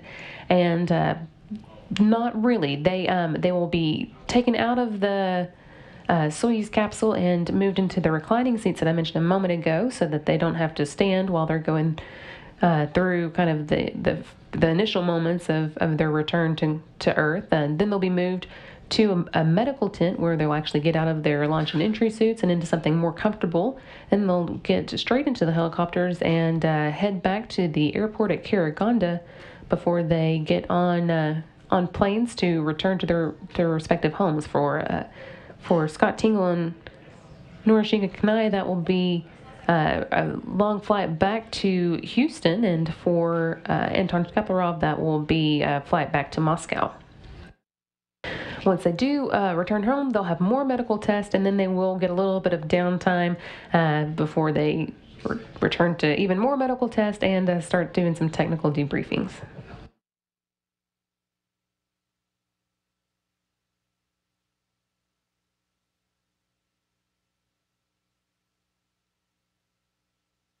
From Wrinklepore on Twitter, we have the question, who will greet the Soyuz crew at the landing spot? And I've mentioned those names a few times. There's a pretty good crew that will be there with representatives from Roscosmos and NASA. A few of the folks there for NASA include the Deputy Space Station Program Manager, Dan Hartman. Astronaut Kjell Lindgren, who's been to the space station and done a few of these landings, will be there on hand to help the astronauts with anything they might need as they're getting ready to board the helicopters and then make the trip home. Also, Flight Surgeon Rainer Effenhauser will be there on hand to help with their medical needs, and NASA Landing Team Coordinator Chad Rowe is overseeing the operations. Also, we'll hopefully hear a little bit later from NASA spokesperson Gary Jordan, who's on the scene and traveled out on the helicopters, and of course, NASA photographer Bill Ingalls is there getting photos.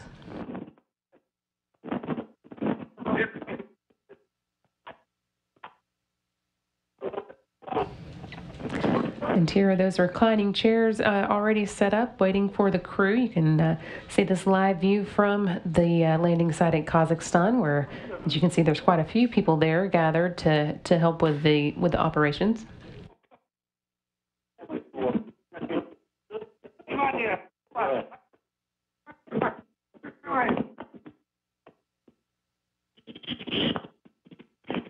The first crew member taken out is usually the center seat, the commander, in this case Anton Shkaplerov.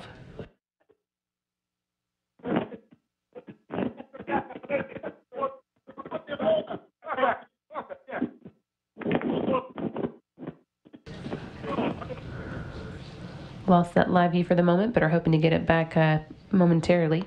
Again, didn't look like any of the crew members had been taken out just yet, but I'm sure that is going to be happening momentarily.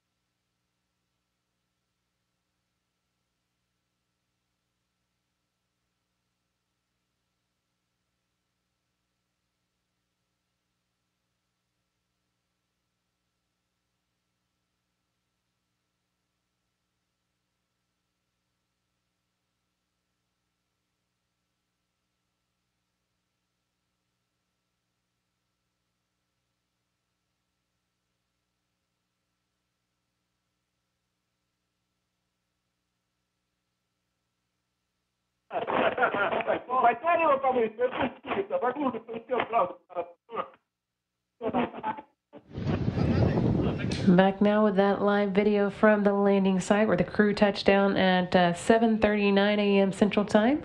Commander of the Soyuz capsule, Anton Shkaplerov, there, the first one out, as he was in the center seat, and teams behind him will be working on getting Scott Tingle and Norishige Kanai out as well. Все, то есть мы пошли с той стороны двое, все, остальные, кто работает с нашим капитаном, пускай работает.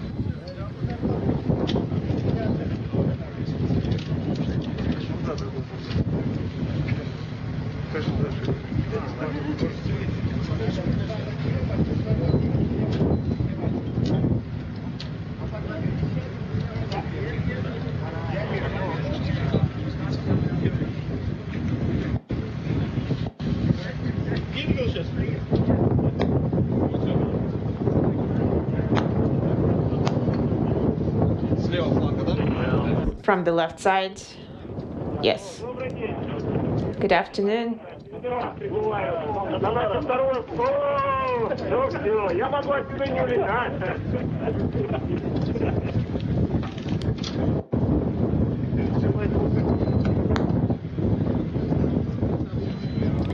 It's the answer to one of the questions that we have received on Twitter from Sean Economist, asking what the first food they will eat when they come back is. That's generally left up to the crew member's preference, and it looks like for Shkaplerov that might have been a bowl of grapes.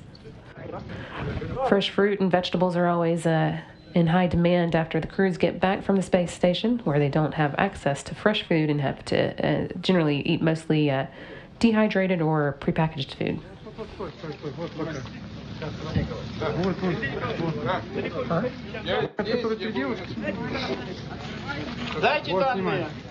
Mentioned earlier that my colleague, NASA spokesperson Gary Jordan, is at the landing site, and he's going to be joining us now via satellite phones. Gary, can you hear me okay? Loud and clear, Brandy. It is a wonderful day here. As you can see from the video feed, there are no clouds in the sky. The sun is shining, and we got our crew members safe here on the ground. Capsule landed perfectly upright. Now we're actually waiting for Scott Tingle to come out. Anton Shkaplerov, you can see, is already seated and taken out of the capsule safely. The experts are now above the capsule. You see they set up the platform that allows some of the experts in getting the crew out of the capsule out. Right next to them there's a slide. That slide allows them to easily carry them down and over to the chair where they'll be seated and greeted by the many people you can see here surrounding the landing site today. Also inside Norishige Kanai, all three crew here on the ground today. Everything's looking good on our end here, Brandy. Thanks so much for the report, Gary. Looks like we're about to see somebody else come out. Yeah, looks like we're, you can see Scott Tingle coming out now, doing a couple fist bump smiles on his face. Very happy to see his fellow crewmates and his colleagues here welcoming him almost immediately.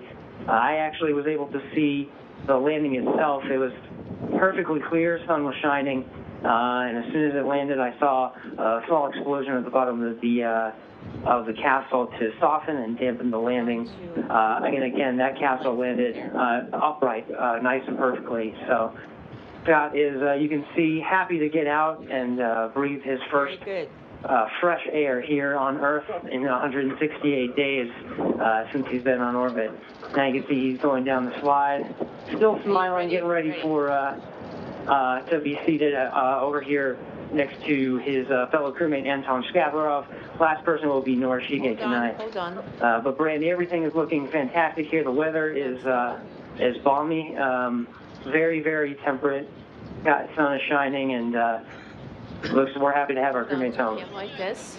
That's great, and you can tell that the crew is very happy to be home, and it sounds like the crowd is happy to see them as well. Welcome home.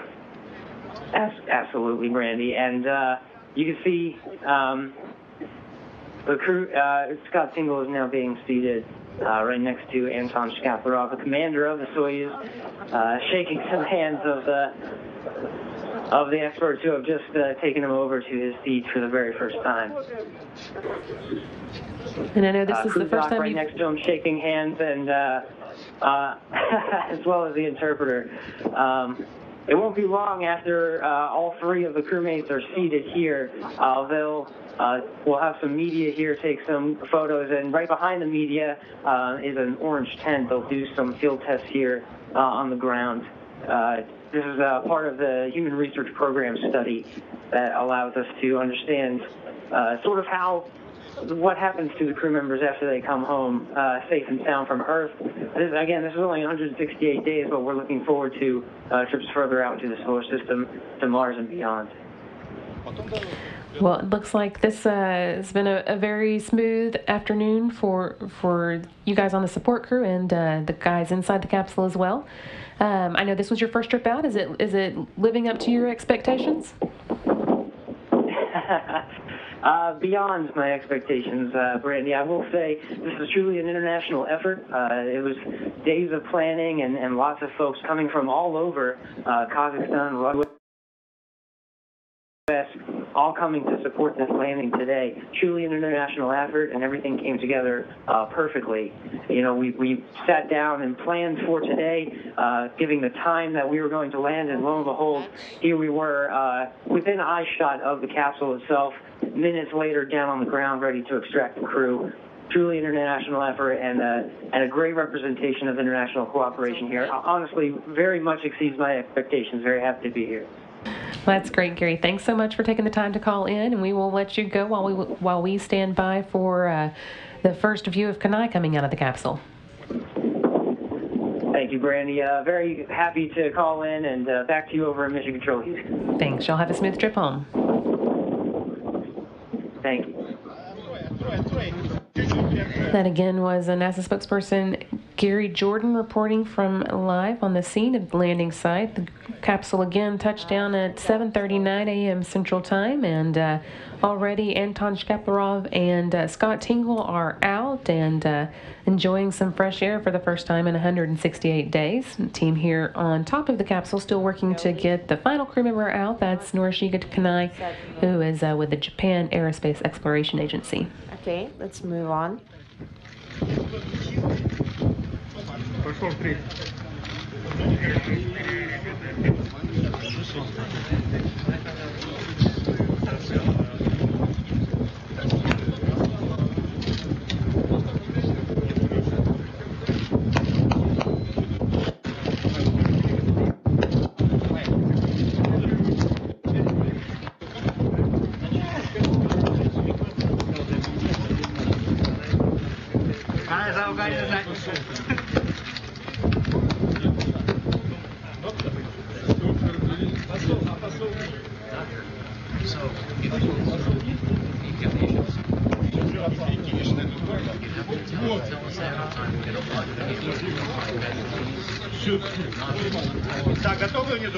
Are you ready there on the ground? Yes.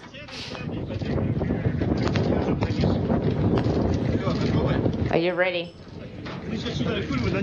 Japanese astronaut Norishige Kanai now making his way down to the ground with the help of some of the support folks here. That's all three of the crew members out of the Soyuz. They again spent 168 days in space, 166 at the International Space Station, and they traveled over the course of that stay 71.2 million miles over 2,688 orbits of the Earth. They've come a long way since their launch on December 17th. Let's start the measurements. From Baikonur, Kazakhstan, and now touchdown back in Kazakhstan, going through a few tests before they make their way back home to Houston and Moscow. Go ahead on 2.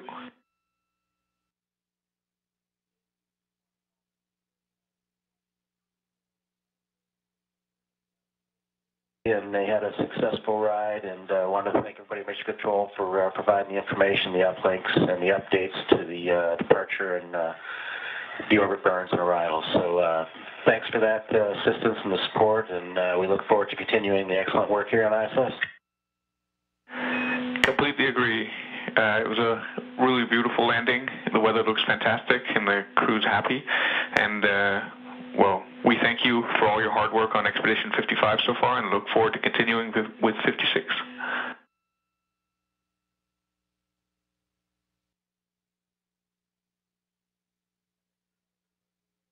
To support, and so far so good. We look forward to another 4 months on orbit, and soon we'll be taking that same ride back to the planet.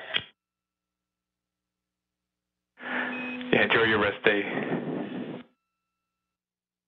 A few words there from the Expedition 56 crew members left behind on the International Space Station, talking with the Capcom here in Mission Control Center, Andreas Mogensen, who is an ESA astronaut. All the crew members again are now out of their Soyuz and looking good, going through a few medical tests, making some calls to friends and family not at the landing site before they will be whisked away to the medical tent that was brought out to the landing site for their use. They'll be getting out of their launch and entry suits and then making their way to the helicopters that will take them back first to Kiriganda, where they'll board airplanes to Houston for Tingle and Kanai, and to Moscow for Shkaplerov.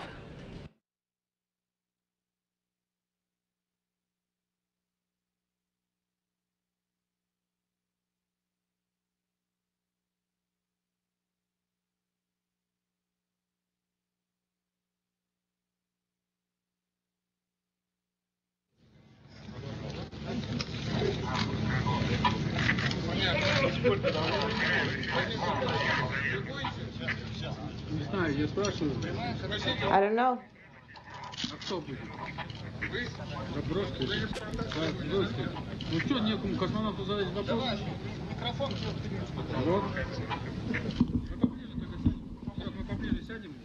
We're going to move closer here.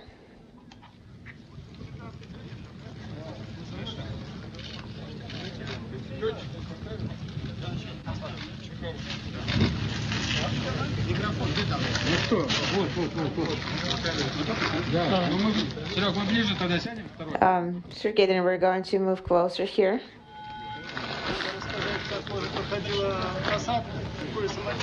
Could you tell us how the landing was proceeding, how you're feeling? Well, first of all, feeling well. We're feeling a bit tired. At the same time, we're proud to have accomplished it, and we are glad to be back on Earth.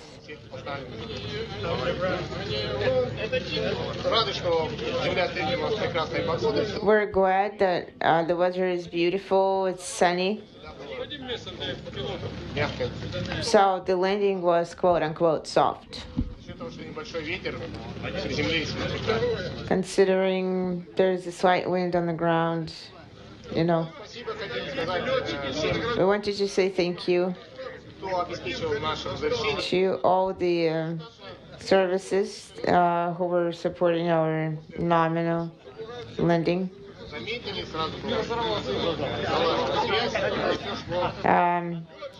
Noticed an off-nominal case right away, and they set up calm with us.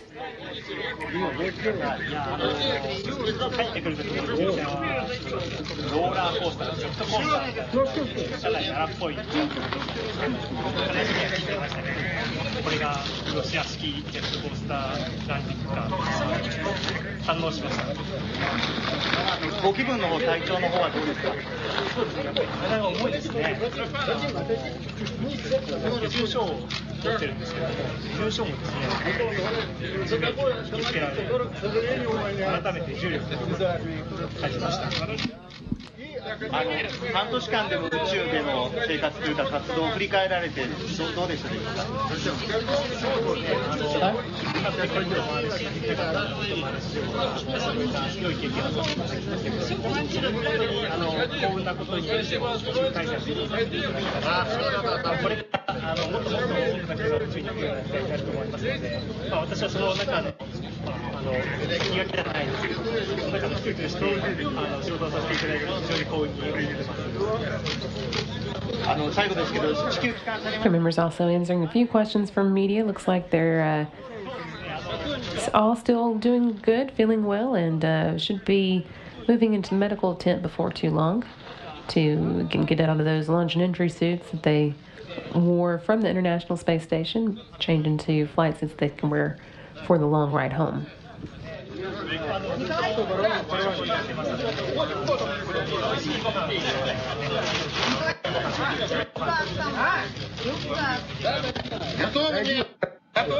Are you ready? Ready.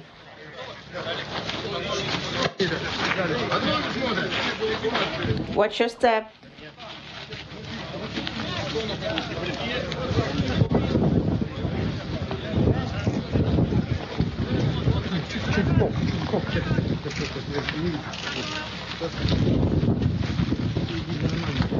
Crew's being carried away to the medical tent. There was Norishige Kanai, and now here is Anton Shkaplerov. Astronauts are carried to give them a little bit of extra support since they have just taken a fairly wild ride from the International Space Station down to Earth and haven't been in gravity for the past 168 days. This gives them a little bit of a chance to adjust before they're expected to walk on their own steam.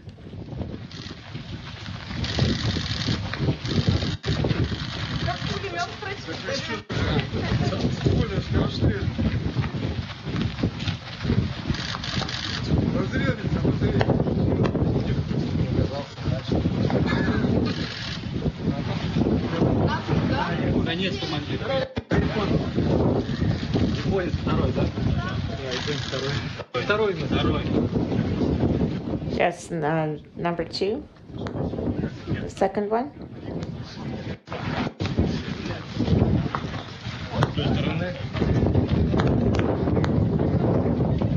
Okay, so Scott will go into the first compartment. As soon as you enter the door, the first one to your left. Okay. And there's Scott Tingle making his way to the medical tent. Once again, once they're there, they will be able to get out of those launch and entry suits, and they'll have a few tests that they take part in before they are able to board their helicopters and make their way home.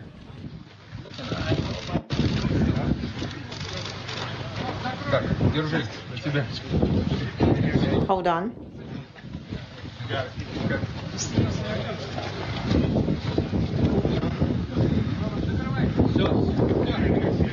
That's all.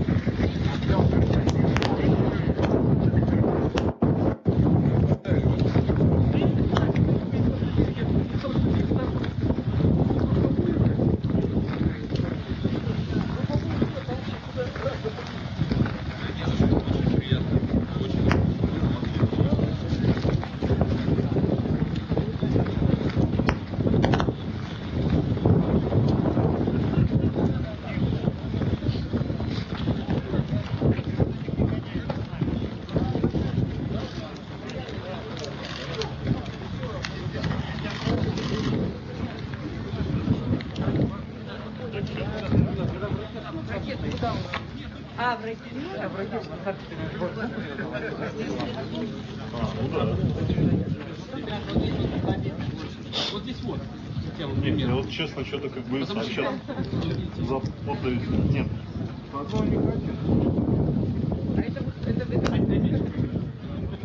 Нет, как он там располагает. Его нет, уже нет.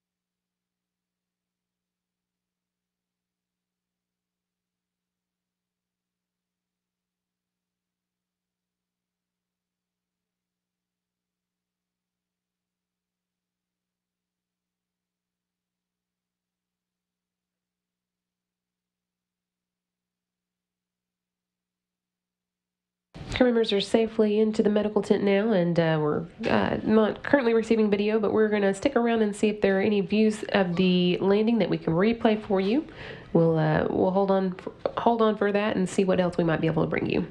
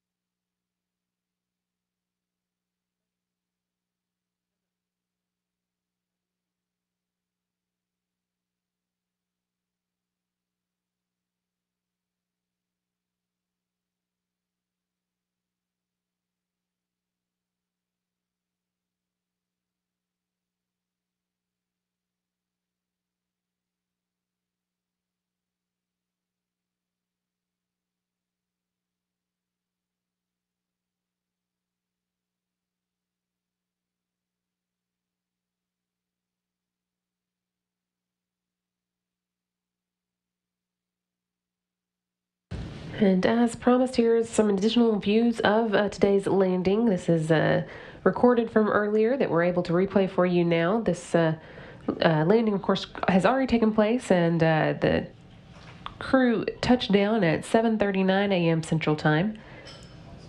We'll have, I think, a couple of views for you in addition to what we got real time.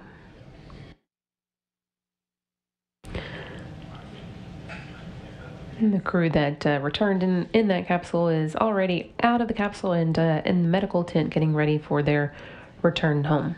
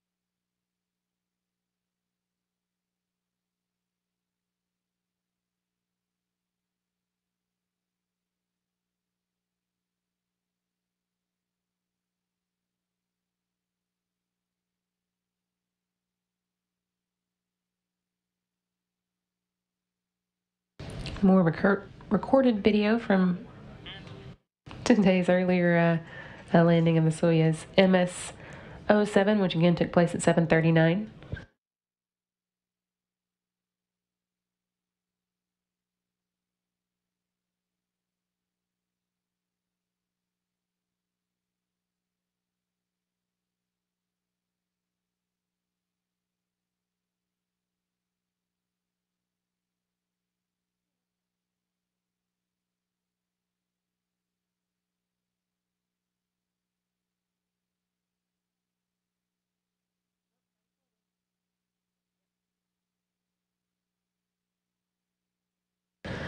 While we wait to see if we get any more views, let's take a few more questions from social media. Again, people sending them in using the hashtag AskNASA. This one from Stare, asking when will they see their family.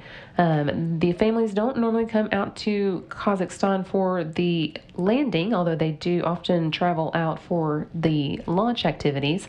Once they get back on the airplane that they'll be boarding in Karaganda, Kazakhstan, they'll be going back to either Houston or Moscow, and generally their families are able to meet them at the airport there.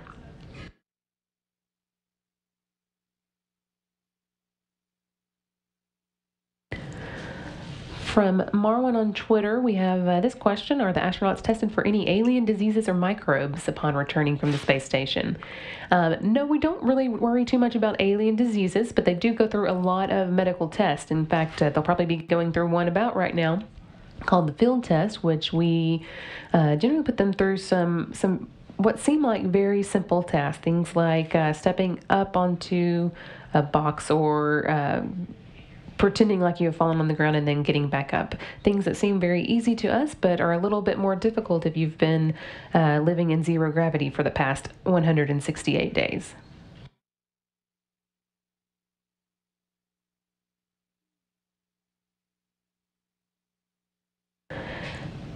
Karen asked on Twitter, how fast is the capsule going when it hits the ground? It looks like it's a pretty hard jolt. It's supposed to, with the help of the parachutes and the soft landing engines, it's supposed to be going about 3.5 miles per hour, which does not sound very fast, but all the astronauts will usually tell you that it's faster than it seems, and it's a little bit like a car crash. They all come out of it okay, and are certainly happy to have taken the ride, but it is a bit of a rough landing.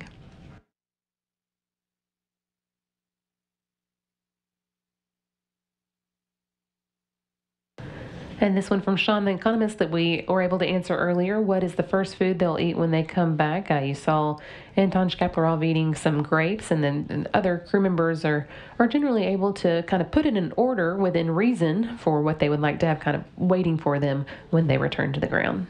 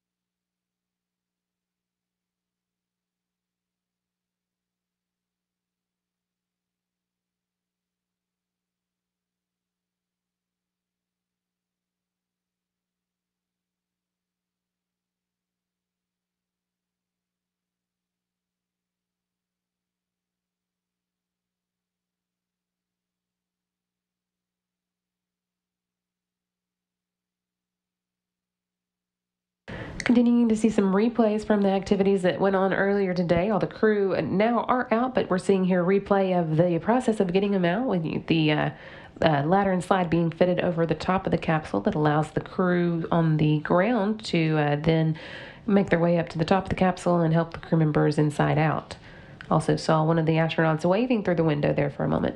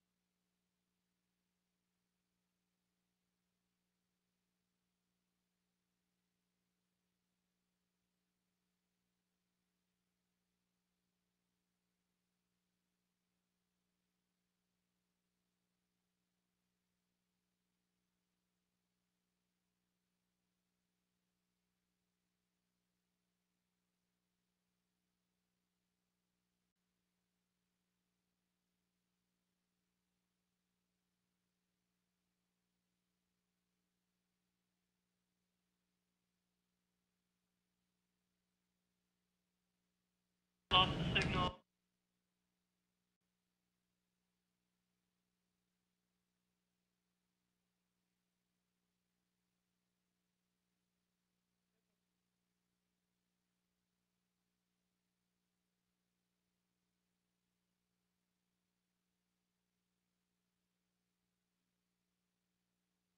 Been seeing replays of some of the work that went on the ground after the Soyuz landed in Kazakhstan at 7:39 a.m. Central Time. We're still standing by to see if there are any more replays before we wrap up today's coverage.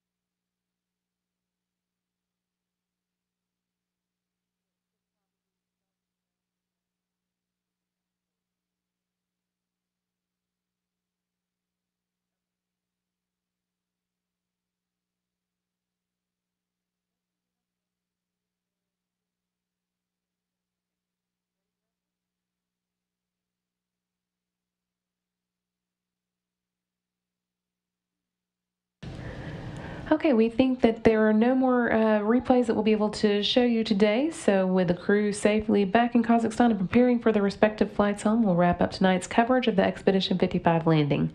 Again, that touchdown time came at 7:39 a.m. Central or 6:39 p.m. in Kazakhstan. The 3 Expedition 55 crew members will be replaced by 3 more Expedition 56 crew members in just a few days. NASA's Serena Anand-Chancellor, ESA's Alexander Gerst, and Roscosmos's Sergei Prokopyev are currently in Baikonur, Kazakhstan, preparing for launch, so be sure and tune back in at 5:15 a.m. Central on June 6th to see their takeoff. Again, that'll be at 5:15 a.m. Central Time on June 6th. So for now, we are going to sign off from here in Mission Control Houston.